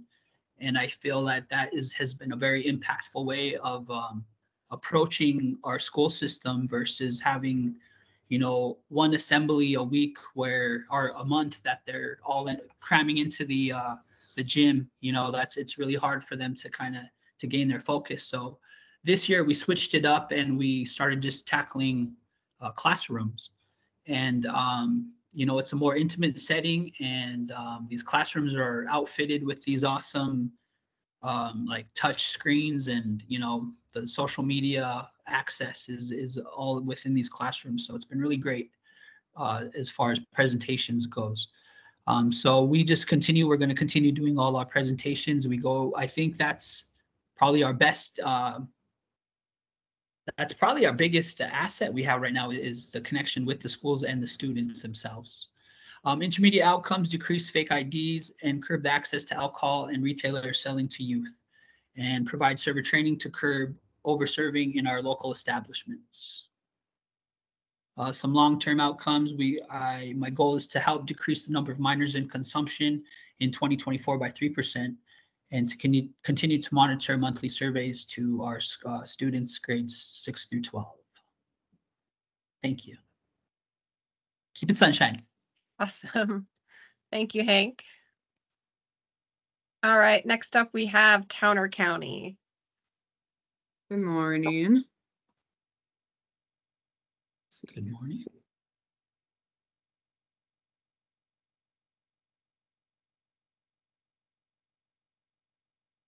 Right, and can you see it? Yes. All right, sounds good. Oh, there's the visual. Okay, so I'm Annie Maestri from Towner County Public Health. And we have 3 employees, Majesta, me, and Allison. And I did put prevention scientist behind my name after this last training. So woohoo! Our identified priority substance is alcohol, and our local condition is underage drinking. So we have an increase in percentage of students who have been riding with drivers who have been drinking. 18% of students report drinking alcohol. 54% reported drinking within the last 30 days of the previous survey, and 11% reported binge drinking. There was an increase in percentage of students getting alcohol from older siblings, an increase in percentage of students getting alcohol from friends 21 and older, and an increase in percentage of students reporting bars, liquors, not carding them. My environmental strategy is local media campaign and a student prevention curriculum, and I am in the progress of that. Activities that I have implemented over the last little while are Facebook posts, newspaper ads, flyers and posters in 10 different locations, brochures handed out. We have 2 banners in our school gym that hang all year round. We did a sticker shock campaign. I do webinars for building capacity. We did the core prevention training and growth prevention training meetings that I participate in. Activities that I have worked on this school year.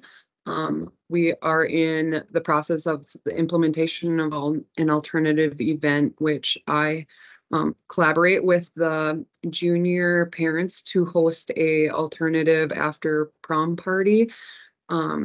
We promote through the month of April by putting signs up throughout the high school. Students during the after prom party have an option to voluntarily take a breathalyzer. And if they do that, they can put their name into a special door prize. And then I also give out drawstring bags at the after prom party. That's not in my house ones, and parent lead one. And I put chip clips in there and pens and little brochures and pamphlets for them. I also did collaborate with a youth group in our school. We did 2 sticker shock campaigns. One was at a basketball game, and then the other They decided they wanted to go to the grocery store and put stickers on the chip bags right before the Super Bowl. So we did that. And then they also put pamphlets in school, the church brochures, and that's it for what they did. And then activities continued. I just talked to our school superintendent, and she is completely on board with getting a curriculum put into play for next school year and the following.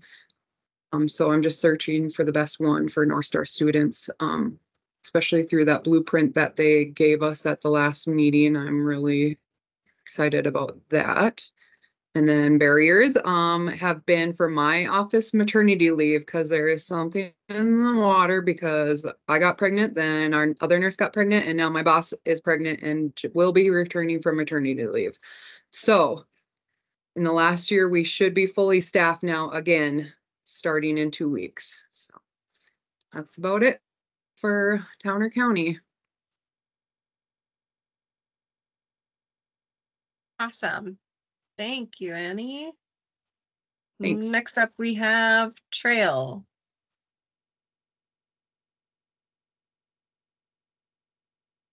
Good morning. So can I just share my screen? Is that, let's see. Yep.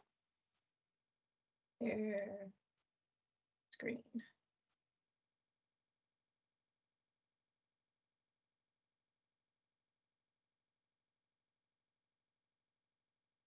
Can you see my screen? Did I hit the right button? No. So once you click the share button, right, and then you I should be able to clicked on, select the screen.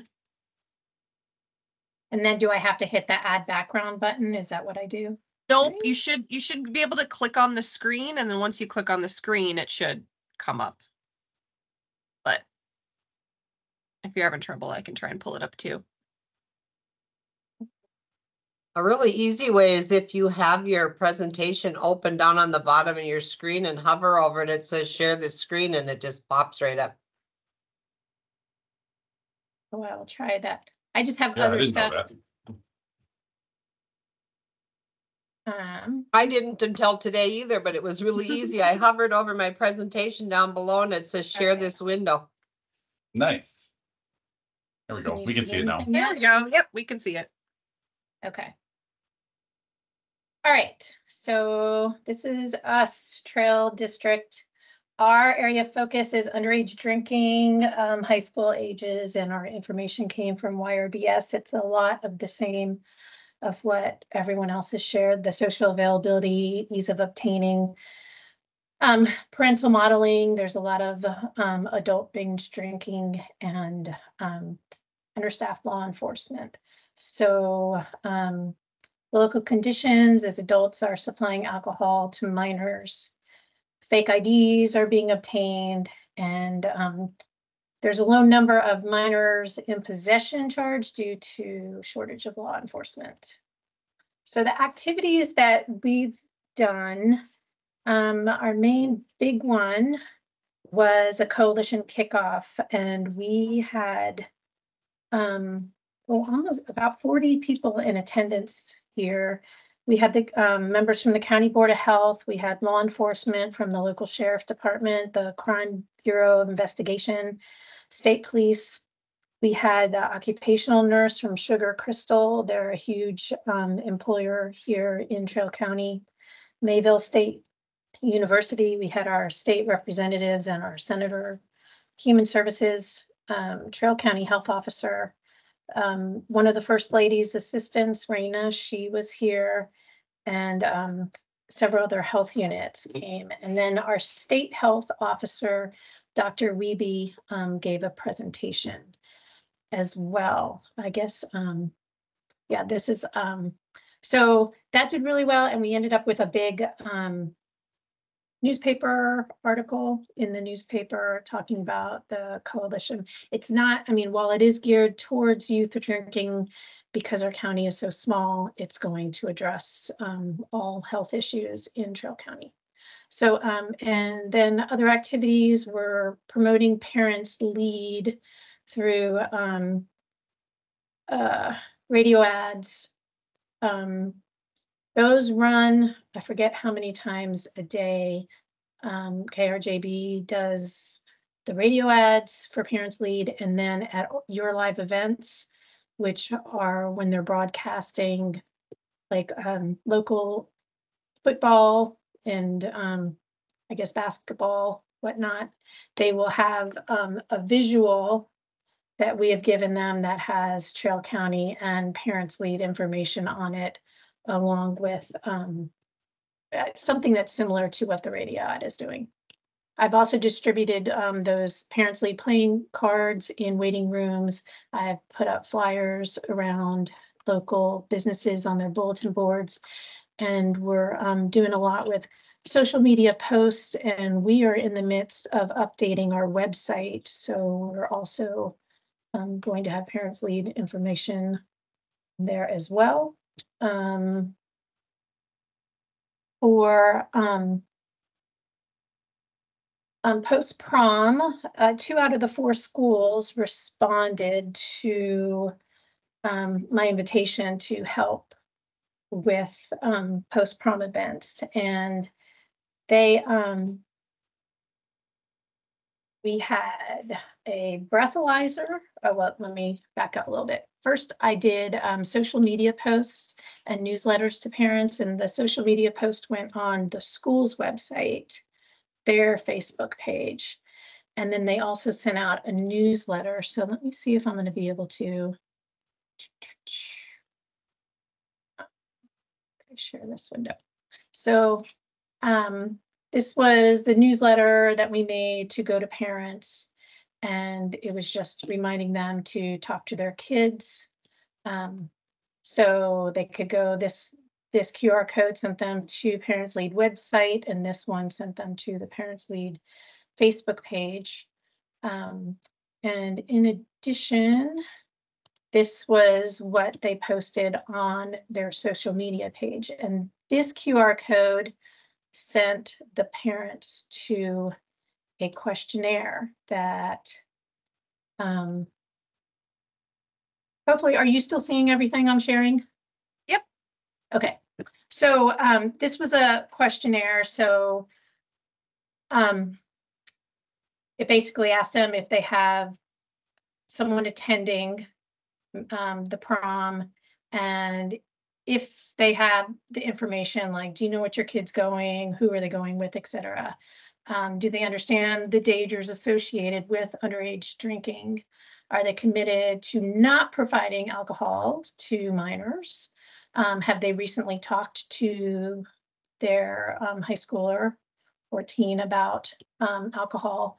And if they reminded them of their no use expectations. And then this was just, are they going to the post-prom? And so out of those responses, we had the majority of parents said, yeah, their students going. So most of them did have information about what their teen is doing. They said that they understood the dangers of drinking. The majority of them said that they are not going to provide alcohol. About 70% said that they had talked to their teen recently, and about 70% said that they reminded their teen of their no use expectations.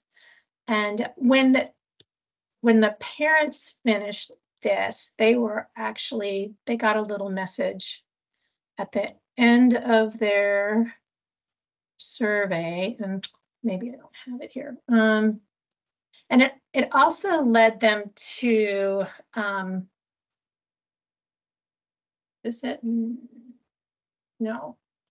I don't know where on the computer I have it, but it led them to just a form letter that they could send to someone else in the community, where it's like, please stop providing youth with alcohol, because it is a small community, and I know that folks don't really want to call the police on their neighbors. So it's kind of like an additional go-between that someone can use without getting other people involved. And it's actually a pretty good form letter. So, and then with the kids, when they were given breathalyzers before the Grand March at prom. So law enforcement was present, and I know that breathalyzers aren't really considered a preventative factor, but in this instance they were because they couldn't attend prom. And one of the schools also gave the breathalyzer after prom before they boarded the bus to the post-prom activity. So that was just to ensure that students wouldn't sneak anything into the school premises during prom. And I thought that was a good deterrent. And then also by providing the bus, then you're not dealing with, you know, one of the post-prom activities was in Fargo and the other one in Grand Forks. So we're talking like, you know, at least 30, 40 miles of transportation. And so we know that all students would get there safely. And then this is basically what I gave. Is this not going bigger? So for the students, I think we're still made, seeing the screen with the QR codes. Really? Oh, okay. Let me see.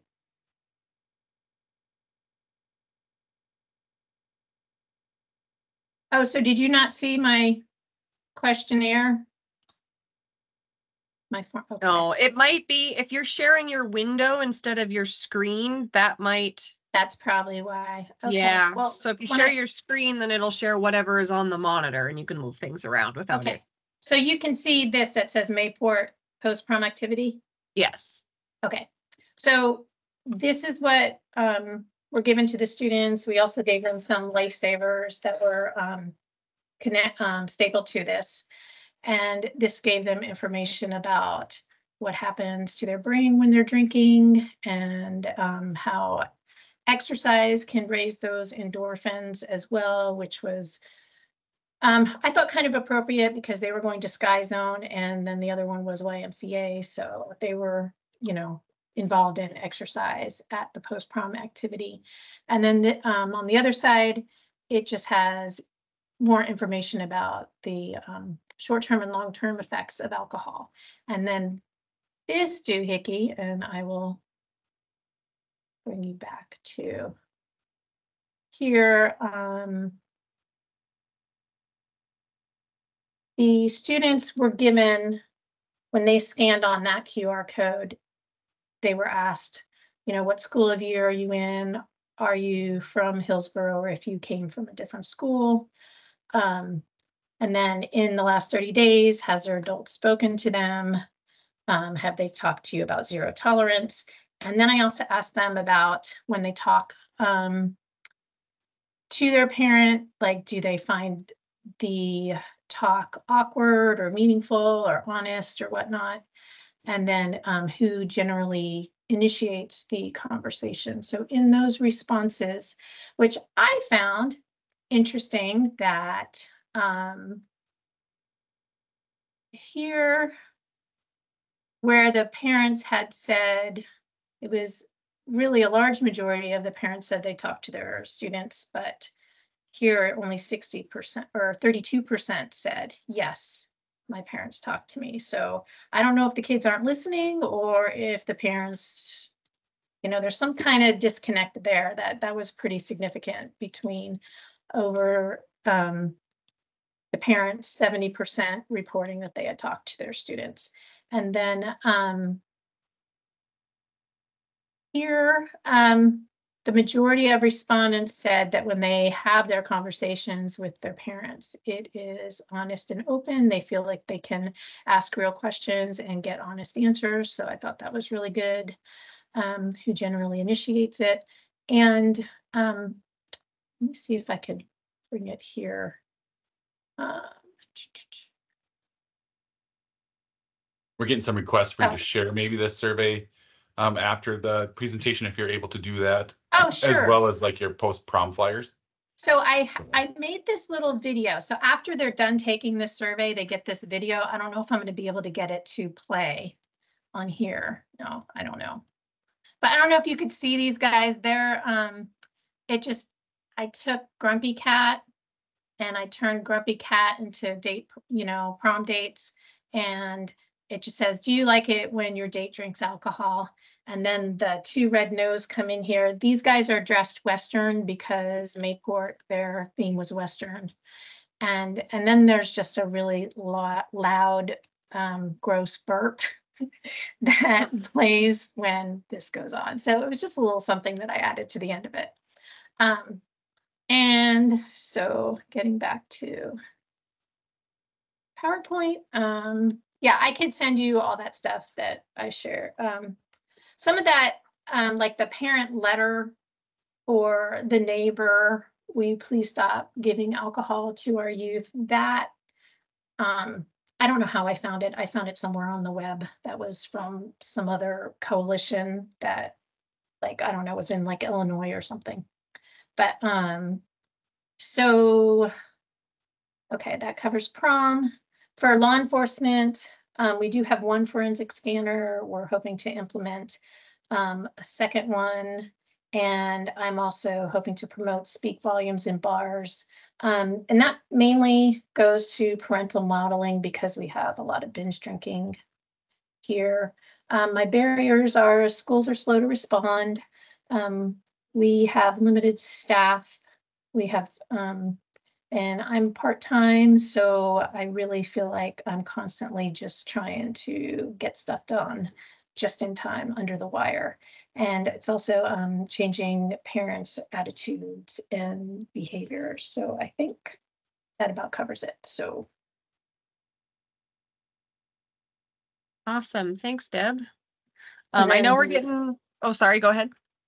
Oh, yeah. And then do I have to tell it to stop sharing? Okay. Hopefully then we're back to normal. Perfect. I know we're getting pretty close to that noon. So if anybody has something that they have scheduled at noon, that's fine. I'm going to continue recording. But if you guys want to continue on, yeah, we've still got a few to go through, unfortunately. So this will go a little bit long.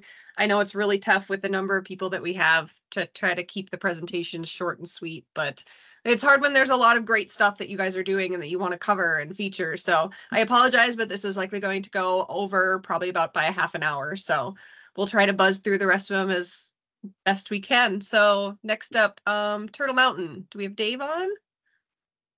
Yep. Okay.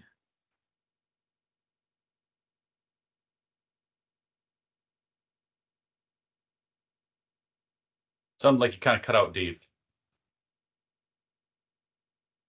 And we can't hear anything, so.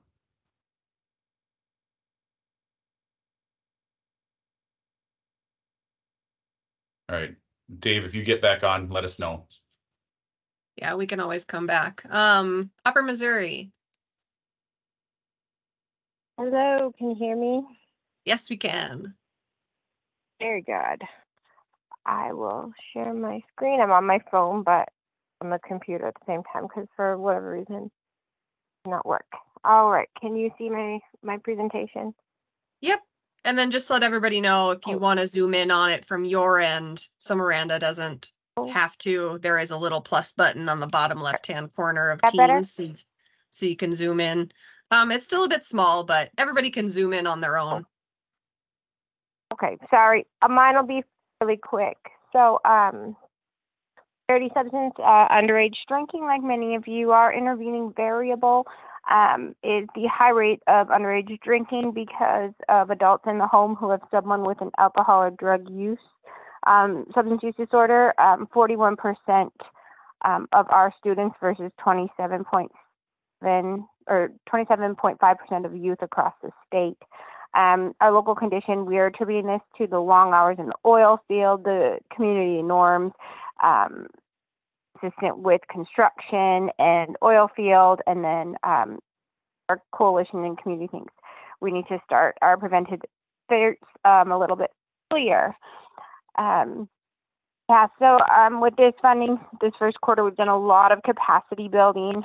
We attended the core competencies training. If you've done prevention a long time, like myself, I can't say enough about that training. I encourage you all to take that. It was wonderful.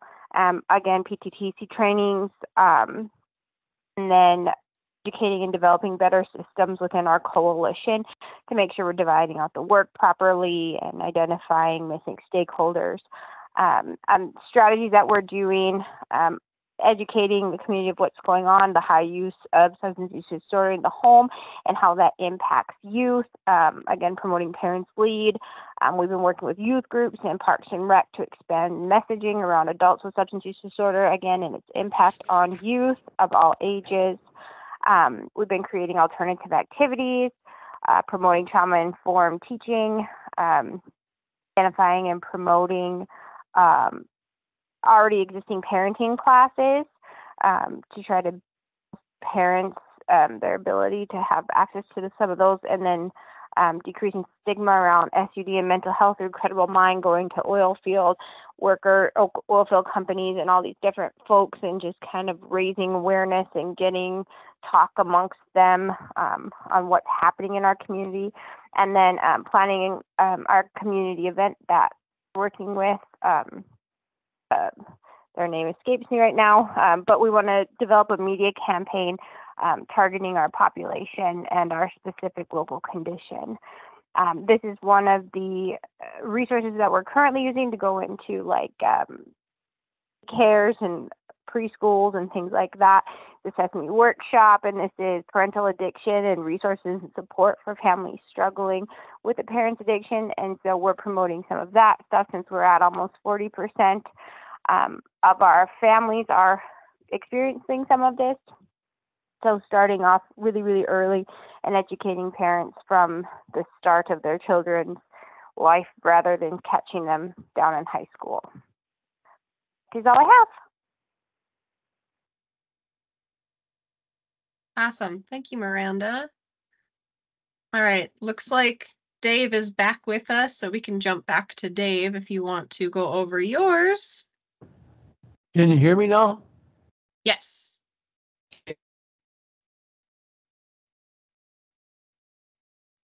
One item to share. I'll try that hover thing, but I don't know if I can get that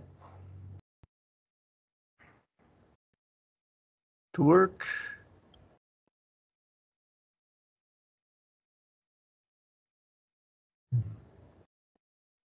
No, I must have lost it when I disconnected. That's okay. If we can't get it to pull up, Dave, you can just talk about if that I works. got it. Okay. Yeah.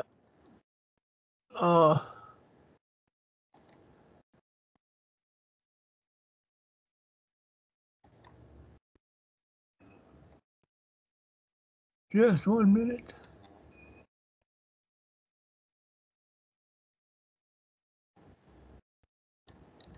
I don't know, it changed everything over here. I'll just talk. What's this time frame we're going back to? How far back? This would be the current, 3 months? implementation period. So whatever you started doing once you finalized your logic model and you started going into implementation. So you can just talk about, what your logic model is focused on, what your intervening variable in your local condition is, and what activities you're doing, what your strategic plan is. Okay, drinking, and we have drinking and driving deaths, and quite a few. My survey work shows that we're at 31.2% versus North Dakota, which is 27%. Number 8 in the U.S. North Dakota binge over higher than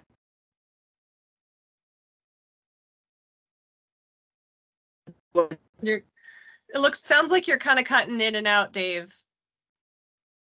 We might have to come. Well, Dave, maybe send us what you have, and we can provide to the participants. Because you are definitely cutting out. All right. Yep, we lost them again, I think. That's all right. All right. Walsh County. And again, if you guys have to end up having to hop off, I will post all of these and share the recording of what we have left. I apologize that this is going over, but if you have to hop off, go for it. Otherwise, I'll just buzz through the ones that we have left. So Walsh County. All right, let me just share my screen one sec here.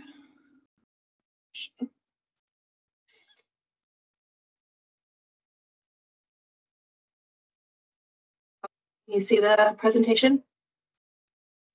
Yes. Okay, so Walsh County here. So here's our service area, Walsh County right up there, kind of by the Canadian border. Priority substance, so underage drinking. We're focusing more on the high school age group this time around to aim our efforts a little bit more specific. Intervening variable, so high social access. In the local condition, the behavior that's happening in our county is alcohol being accessed. Alcohol being accessed through parents willingly giving them alcohol or not monitoring the alcohol at home. We've been getting a lot of reports from local law enforcement during stakeholder meetings, community members and teens themselves. We've interviewed a couple, and this is consistent to what they are also hearing about and seeing as well.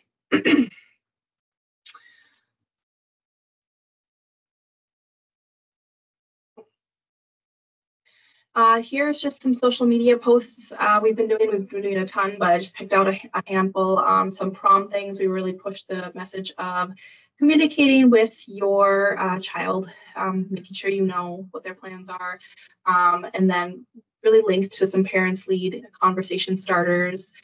We've posted a lot of these flyers that influence your kids before alcohol does at some community events, and then we shared some information of how to say no to alcohol and things like that. So that's that. We did a lot of radio campaigns this last few months with all of the sporting tournaments.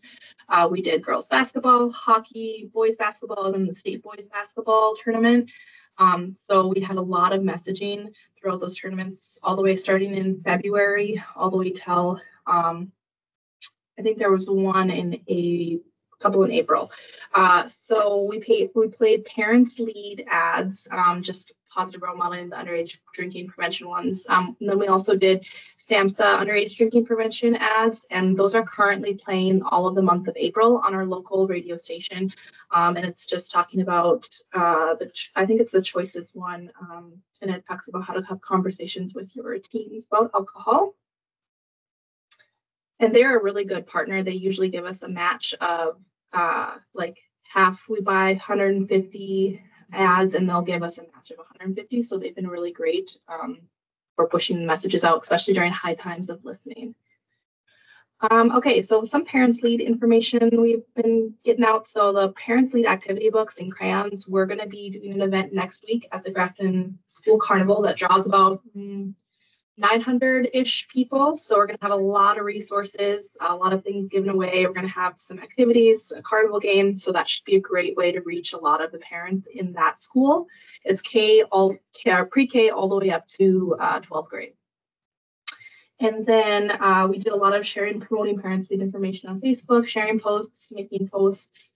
And then activity books, crayons, bookmarks, magnets, and playing cards to the local library. And we also have been giving them to Community Health, which is our federally qualified health care clinic in town. We have started up our Walsh County Substance Abuse Prevention Coalition meetings. We kind of took a break in the beginning of this grant when I was finalizing kind of the logic model, the strategic plan, those types of things to then move forward with the new goals. So just recently with the information Tom shared about not being able to establish social host in counties, you have to do it in towns or cities.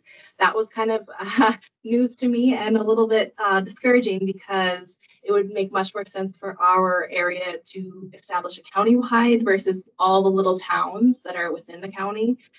So right now, that's still kind of our overarching goal is to get these towns to establish social host ordinance, but I'm going to start doing a little bit more research. We might need to pivot that environmental strategy depending on how realistic that is.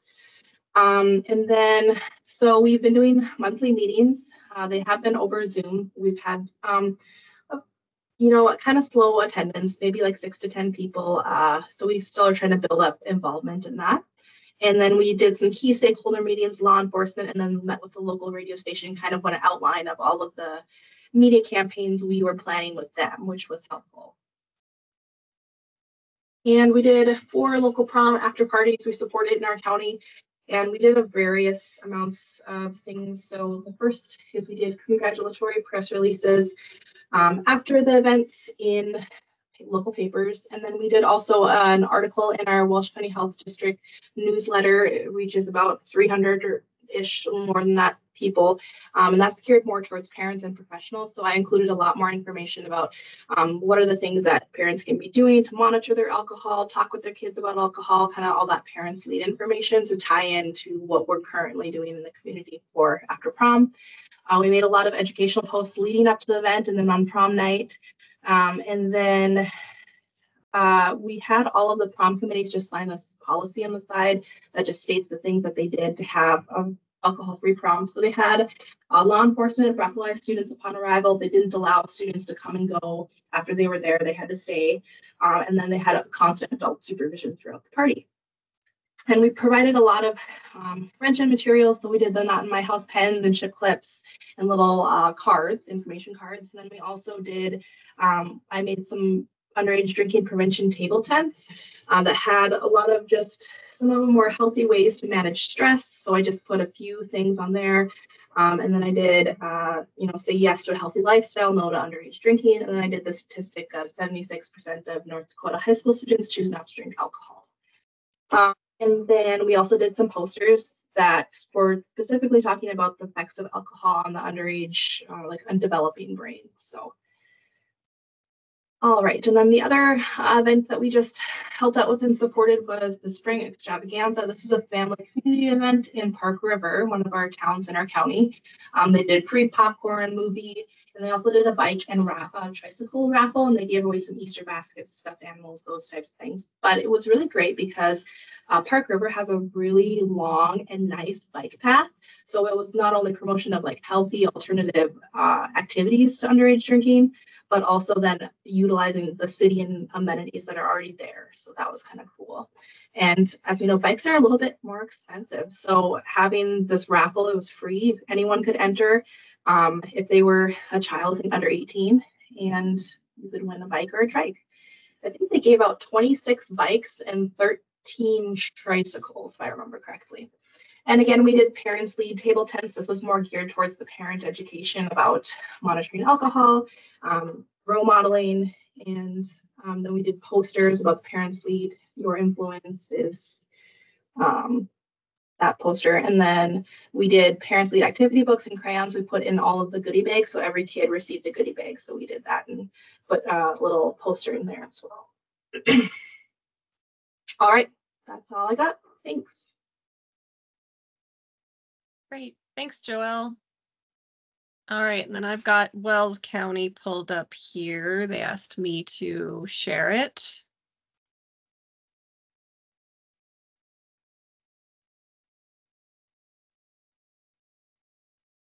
And I can't remember if they had anybody on to go over it or if it was both Wells and Western Plains that were unable to be here, but I'll just go through it real quick here. So Wells County has 2 school districts, 1 sheriff and 1 part-time deputy, roughly 4,000 people in the county, and 1 city police in Harvey. Their focus is a high rate of alcohol use among high school students within the past 30 days, focusing on high school students. The intervening variable in local conditions, high social access, youth are reporting getting access from alcohol from friends or taking it from their home or parents. And then community norms, youth have a low perception of binge drinking risk. And what they've been focusing on is an evidence-based curriculum with HHS 8th graders and another one with 7th graders. Continuing with perception-based messaging to teens, especially during prom with flyers hung at post-prom parties. Continue with educational messaging for parents to foster and build positive childhood experiences to counteract ACEs, mainly social media-based promotion. Promoting ND tip and continuing to collaborate with key stakeholders during monthly coalition meetings. So that was Wells County. And then I also have Western Plains pulled up here. let's see.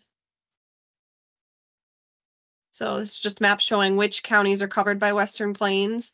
Their priority substance is also underage drinking, with intervening variables of both high retail and high social availabilities. Local conditions are youth are using fake IDs at liquor stores to purchase alcohol for themselves and other youth. And then youth are also getting alcohol from their house or a friend's house.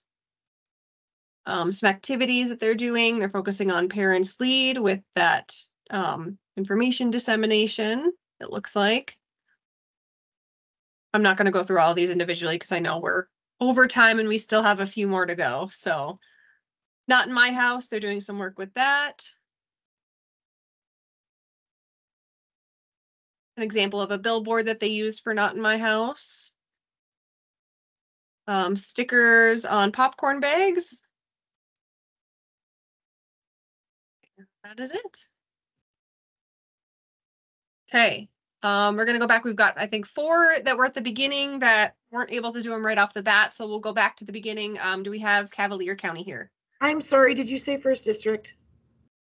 Not yet, but we can do Oh, I'm sorry, I whoever's thought then available. expired. Okay, I'll ignore it. Go ahead, sorry. Nope, you're good.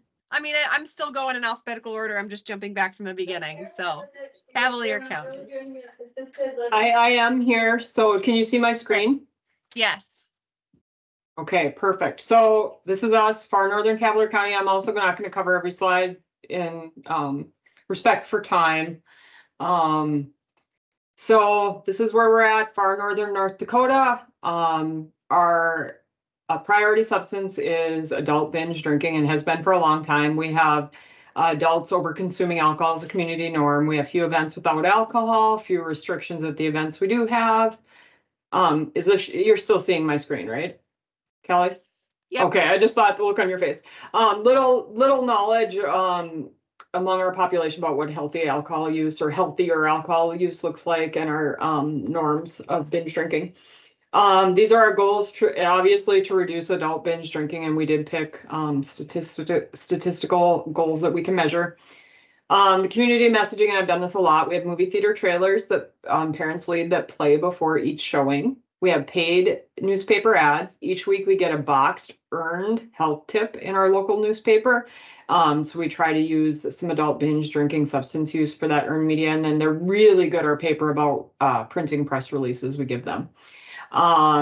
We have quarterly newsletters that we publish on our website, send to lawmakers, elected officials, but also they're printed and inserted in our weekly newspaper to increase the reach. And then we have a social media campaign as well. We have an electronic billboard that provides digital messaging, as well as we have some hard billboards at locations where parents and kids attend, like baseball diamonds, hockey arenas, activity centers, the high school gym. We are fortunate to have a local radio station, and they give us a 45-second earned radio spot twice a day. The topic changes weekly. So we're able to use that for the social norm change work as well. And then we do print materials to our client-based visits of parents and kids, such as health tracks or right tracks. But we also give out those materials like at farmers markets have been really good for us to do parents lead materials, school events, employee wellness events. This last quarter, we really looked at cultural events that typically have high rates of binge drinking, such as New Year's, the Super Bowl, St. Patrick's Day, and then locally we have a beer and bacon bash that our chamber sponsors. And these two pictures here are a digital billboard message we used for St. Patrick's Day. Here's an example of our newsletter. We've had a little bit of a setback with passing an RBS ordinance as our main initiative with our adult binge drinking. We'd like to have an RBS ordinance tied to liquor licensure. And so we're kind of regrouping and recircling. So we're going to work hard to focus on celebrating both our sheriff's department and localities like bars that are doing RBS training. So we have high voluntary compliance just to build grassroots support for the initiative and awareness. So this is an example of our newsletter. This is the front page of our newsletter that featured a celebration of RBS and the places that did it. Good Times Bar, Howard Hangar, at the Frostfire Ski Resort. And we're going to just make that a feature, routine feature in our newsletter. And routine newsletter too. If you look at the sidebar on this newsletter page, we've been featuring alcohol-free events because with our key informant interviews, we heard a lot of that there are a few events without alcohol, and we want to go as a family to events. So we're featuring those events, trying to build support for them. These are an example of those boxed health tip ads. We had one on Super Bowl. Here's one on St. Patrick's Day. Those are just a couple examples of both the length, and then they're in a boxed feature like an ad, but are earned media, which is super nice. Here's an example of the 45-second earned radio spot that we ran the week of Super Bowl. This is an example of some of our social media messaging. And if you look, sometimes they're shared from partners, sometimes they're information we create ourselves. We also used our social media to celebrate that RBS voluntary participation. This is some more examples of our electronic billboard. We have a huge reach. Our electronic billboard is on Highway 5 right outside our courthouse. And so the reach is over 3,000 cars a day, which is fabulous. Here's our parents lead messaging. If we can find or use parents lead that you have that talks about adult modeling, it really has the benefit of changing that social norm for adults. They're modeling, they're drinking less, we have less binge drinking, and then it also is a protective factor in kids. So we really look for those if we can find those. Here are our billboards at the parent-children venues that I mentioned, like Baseball Diamond. I think the middle one is our activity center. The one on the right is our hockey arena. This is our movie theater trailer on Parents Lead that runs before all showings. We lead a coalition of behavioral mental health task force that we talk about these topics. It's a broad task force on all behavioral and mental health, including multi-substance use. But for example, in the last quarter, like this was a really nice resource from SAMHSA that we shared with that group on alcohol-related emergency department visits, which also impacts the partners that go to that coalition meeting, such as our local health system, our law enforcement, our social services. This has been a topic of concern at those meetings is ED visits and some of those adverse outcomes that come from adult binge drinking. That's just talking more about the coalition. This is our partnership to offer RBS. So the Sheriff's Department, we do pay to offer RBS. They have given us a verbal commitment to continue if we don't have funding to support them in it.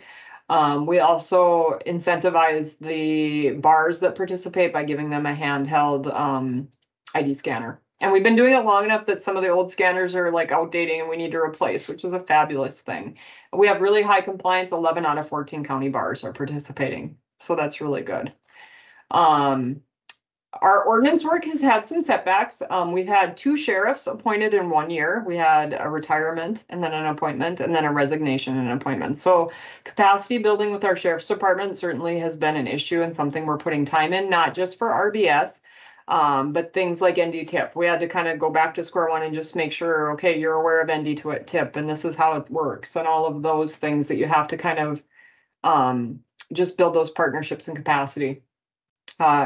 As mentioned with social hosts, we have 8 separate licensing entities we have to work with to get RBS ordinance across the county. We started with our largest city, seemed to have really good success. Everybody at the commission, the city attorney, everybody really was supportive, met all summer long with the mayor, went on a walk with him every month where he said he was in support. The League of Cities was also in support. And then all of a sudden in the fall, they had in their minutes without any notification to us, they wouldn't pass it. So we're kind of regrouping and starting over, looking at if we need to work on a different locality out of those 8 than the city of Langdon. In this last quarter, we worked with the Sheriff's Department on RBS training, and we also have our off-sale liquor establishments are participating as well, which is great. We worked on some strategy because of those 3 that aren't doing it. One's a golf course and it's seasonal and we'd really like to bring them into the fold. So how do we get that? We have we've been meeting with the newly appointed sheriff to build capacity, like I mentioned. We have provided sample language. We've done presentations at a city council. We're also working to try and build capacity with elected bodies. So some of that newsletter and celebrating RBS, we're sending those to our elected officials, hoping to make them more familiar by email, that newsletter, so they're more familiar with RBS and the success and how everybody feels about it, with the hopes of passing something in the future. I think it would be good, as I get opportunity, to double back and talk to individual commissioners about what changed within their commission that they were no longer supportive, because it really wasn't laid out in the minutes. We've also the last quarter been meeting with our chamber. They have, I mentioned, a high risk binge drinking event in our community is the Beer and Bacon Fest. In previous years, our local health system wanted to be a stop on the Beer and Bacon Fest, but our community health needs assessment shows that problematic alcohol use is one of our top 3 health problems in our community. And so we visited with them in the past and they pulled out of that event. This year they were a sober stop. And so it was really a nice partnership. They got to participate in the event. They had water and Gatorade, information on, we provided them information on speak volumes and adult binge drinking, just to kind of bring down the amount of alcohol at that event. And things like food and water and non-alcoholic drinks are interventions within RBS even to lower risk of binge drinking. So we were happy to see that happen. We've also, over the past couple of years, visited with the chamber about we'd really like to see Beer and Bacon start to offer some non-alcoholic options. There are lots of things in the non-alcoholic beer like arena, and I'd like to see that incorporated to some of the stops too, to bring down the amount of alcohol at that event in our community. We're also working with the chamber on Music Fest, which is a summer kind of festival music event. In recent years, we got them to add the policy of clear cups, no outside alcohol, ID scanning, and wristbanding. I've been meeting with one of the Music Fest committee chamber members on if we could do a beer garden. We met last year, didn't get anywhere. The bar owner operators think it's too much work and they can't staff one more space. But we do have, as I mentioned, our key stakeholder interviews in the way back even, that is a desire to see happen at community events, where you separate adult alcohol use from youth and people can bring their kids to events where they don't see adults modeling alcohol use behavior. So we're working on that. We'll see how far that gets and where it comes, but it's good to have a chamber member and support taking it back to the deciding making committee. Opportunities. I apologize for interrupting. I know it's just so long. I know. I'm sorry. I know. I'm sorry. We've got to figure out something maybe a little bit different to do next time, just so we don't go so far over. But just so we squeeze in the last totally 3. Okay with that. I think I'll make sure I post everybody's and I share everybody's PowerPoints. But I just want to make sure we get through the last 3 as quickly as possible because we're already quite a bit over. So Central Valley. This is Kara. Shannon had to go, so I don't That's have okay. the slides. I don't know if you have the slides. Otherwise, I can just kind of tell you That's what okay. we did. I do, but it's going to take a minute to pull up. So again, because I'm going to share the slides with everybody, if you just want to go through it real quick. Yep. Our focus is on the underage drinking, and we've gone in a couple different areas with retail. We've been doing the ID scanners within the bars, and we've added a couple new ones. We're doing the server training with the police department. With social access, we are have the school curriculum. The PD right now does DARE, and we're kind of exploring other opportunities and different curriculums to try something evidence-based to supplement that. Alternate activities. We have actually email out to the middle school right now to work on finding some activities for the middle school kids. Media campaign, pretty busy with social media. We've done billboards, and then we partnered with the soccer boosters for the high school soccer club, and they put the Not in Our House stickers on all like 500 popcorn bags and have content that they're giving out at their booth, at the concession booth too, about the parents' lead information. So that's roughly what we've been doing. Okay, perfect. Next up, Fargo. Do we have Robin? Yes, I am here. Okay. You just.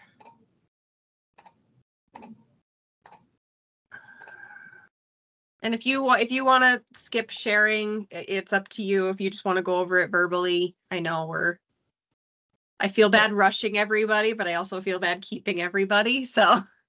Yeah. Is it up? No. No.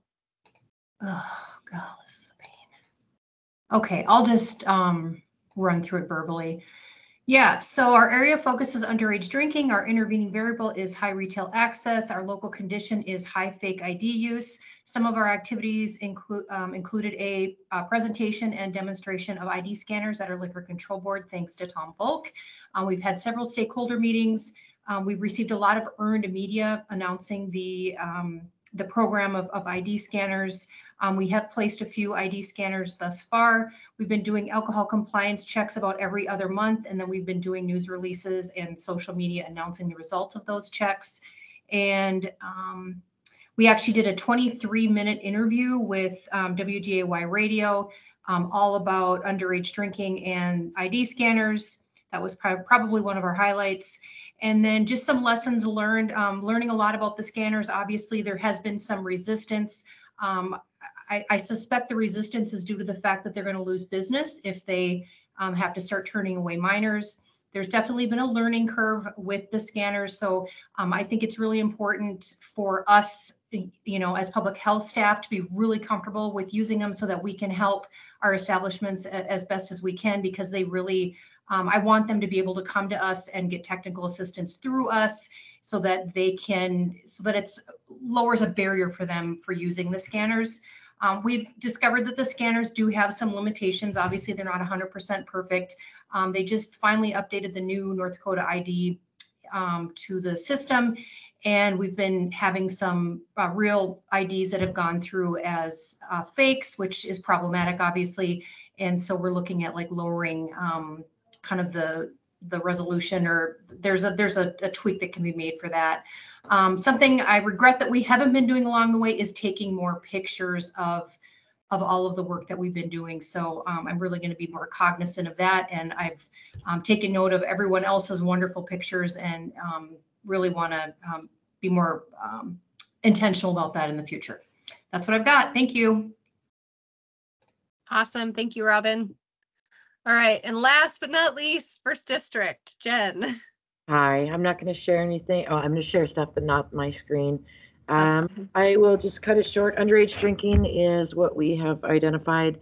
I'm just going to run through our activities and the goals that we're working on.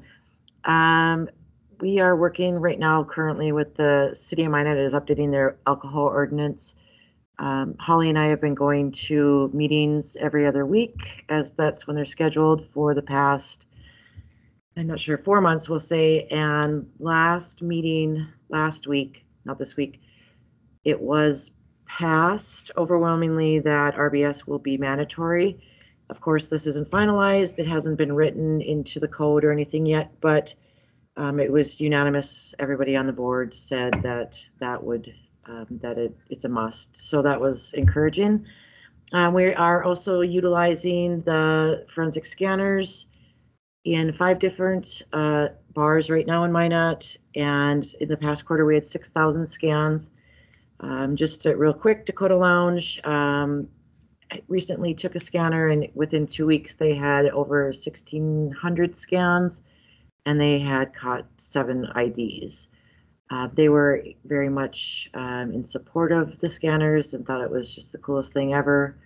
You might know that there was a little something that happened in Ward County a month ago about a local bar in a smaller town that had 17 minors in it. So I think that kind of opened some eyes to the other bars in town. You see, I spelled survey wrong. Oh, no, it's not. Anyways, other things we're doing, we're working with Minot State University did a survey, working with their director of the Health and Counseling Department. They're going to share the data with us to target some of the underage drinking aspects that we were looking for. And social media, we continue on the radio with the Parents Lead and the Toros game, Not in My House, law, and just regular underage drinking information. What am I missing? I think that is it for now. Okay, thank you, Jen. And then I almost forgot about Mardell. She's the last one.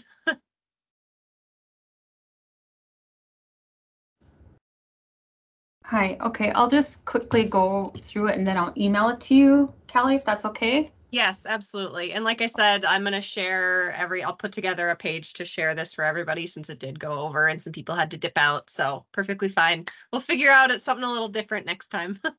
Okay. Well, ours is for Spirit Lake Tribe. Current binge drinking is currently high by adults in our community. And some of the activities that I'm doing for binge drinking is posting on social media, getting out to like the health fairs, getting the information out to the local programs via email and other community events. And I'm using the Speak Volumes campaign, which is the table tents, the window clings, the app, which is like the myalculator.com. Through Facebook, we have our own Facebook page. We have over 1,000 followers. And I'm currently on a Tawahe coalition. And my strategy is to utilize that coalition to build partnerships to work on goals for the program to pass ordinances to build a stronger alcohol ordinance and other ordinances related to drugs, alcohol, and tobacco. And the next thing we're working on is any programs that want to work on MOAs. And so I'll be doing that. And then some of the barriers, I just put limited staff, limited funds, and then that's all I have. Thank you. Awesome. Thank you, Mardell. All right, we made it. Thank you, everybody who was able to stick around. Like I said, I'll put together a summary for everybody, links. I'll post them all on the website, the grantee portal, and send that out to you guys as soon as I can. But thank you so much, everyone, for your time. Thanks for staying, and we will talk to you guys next time.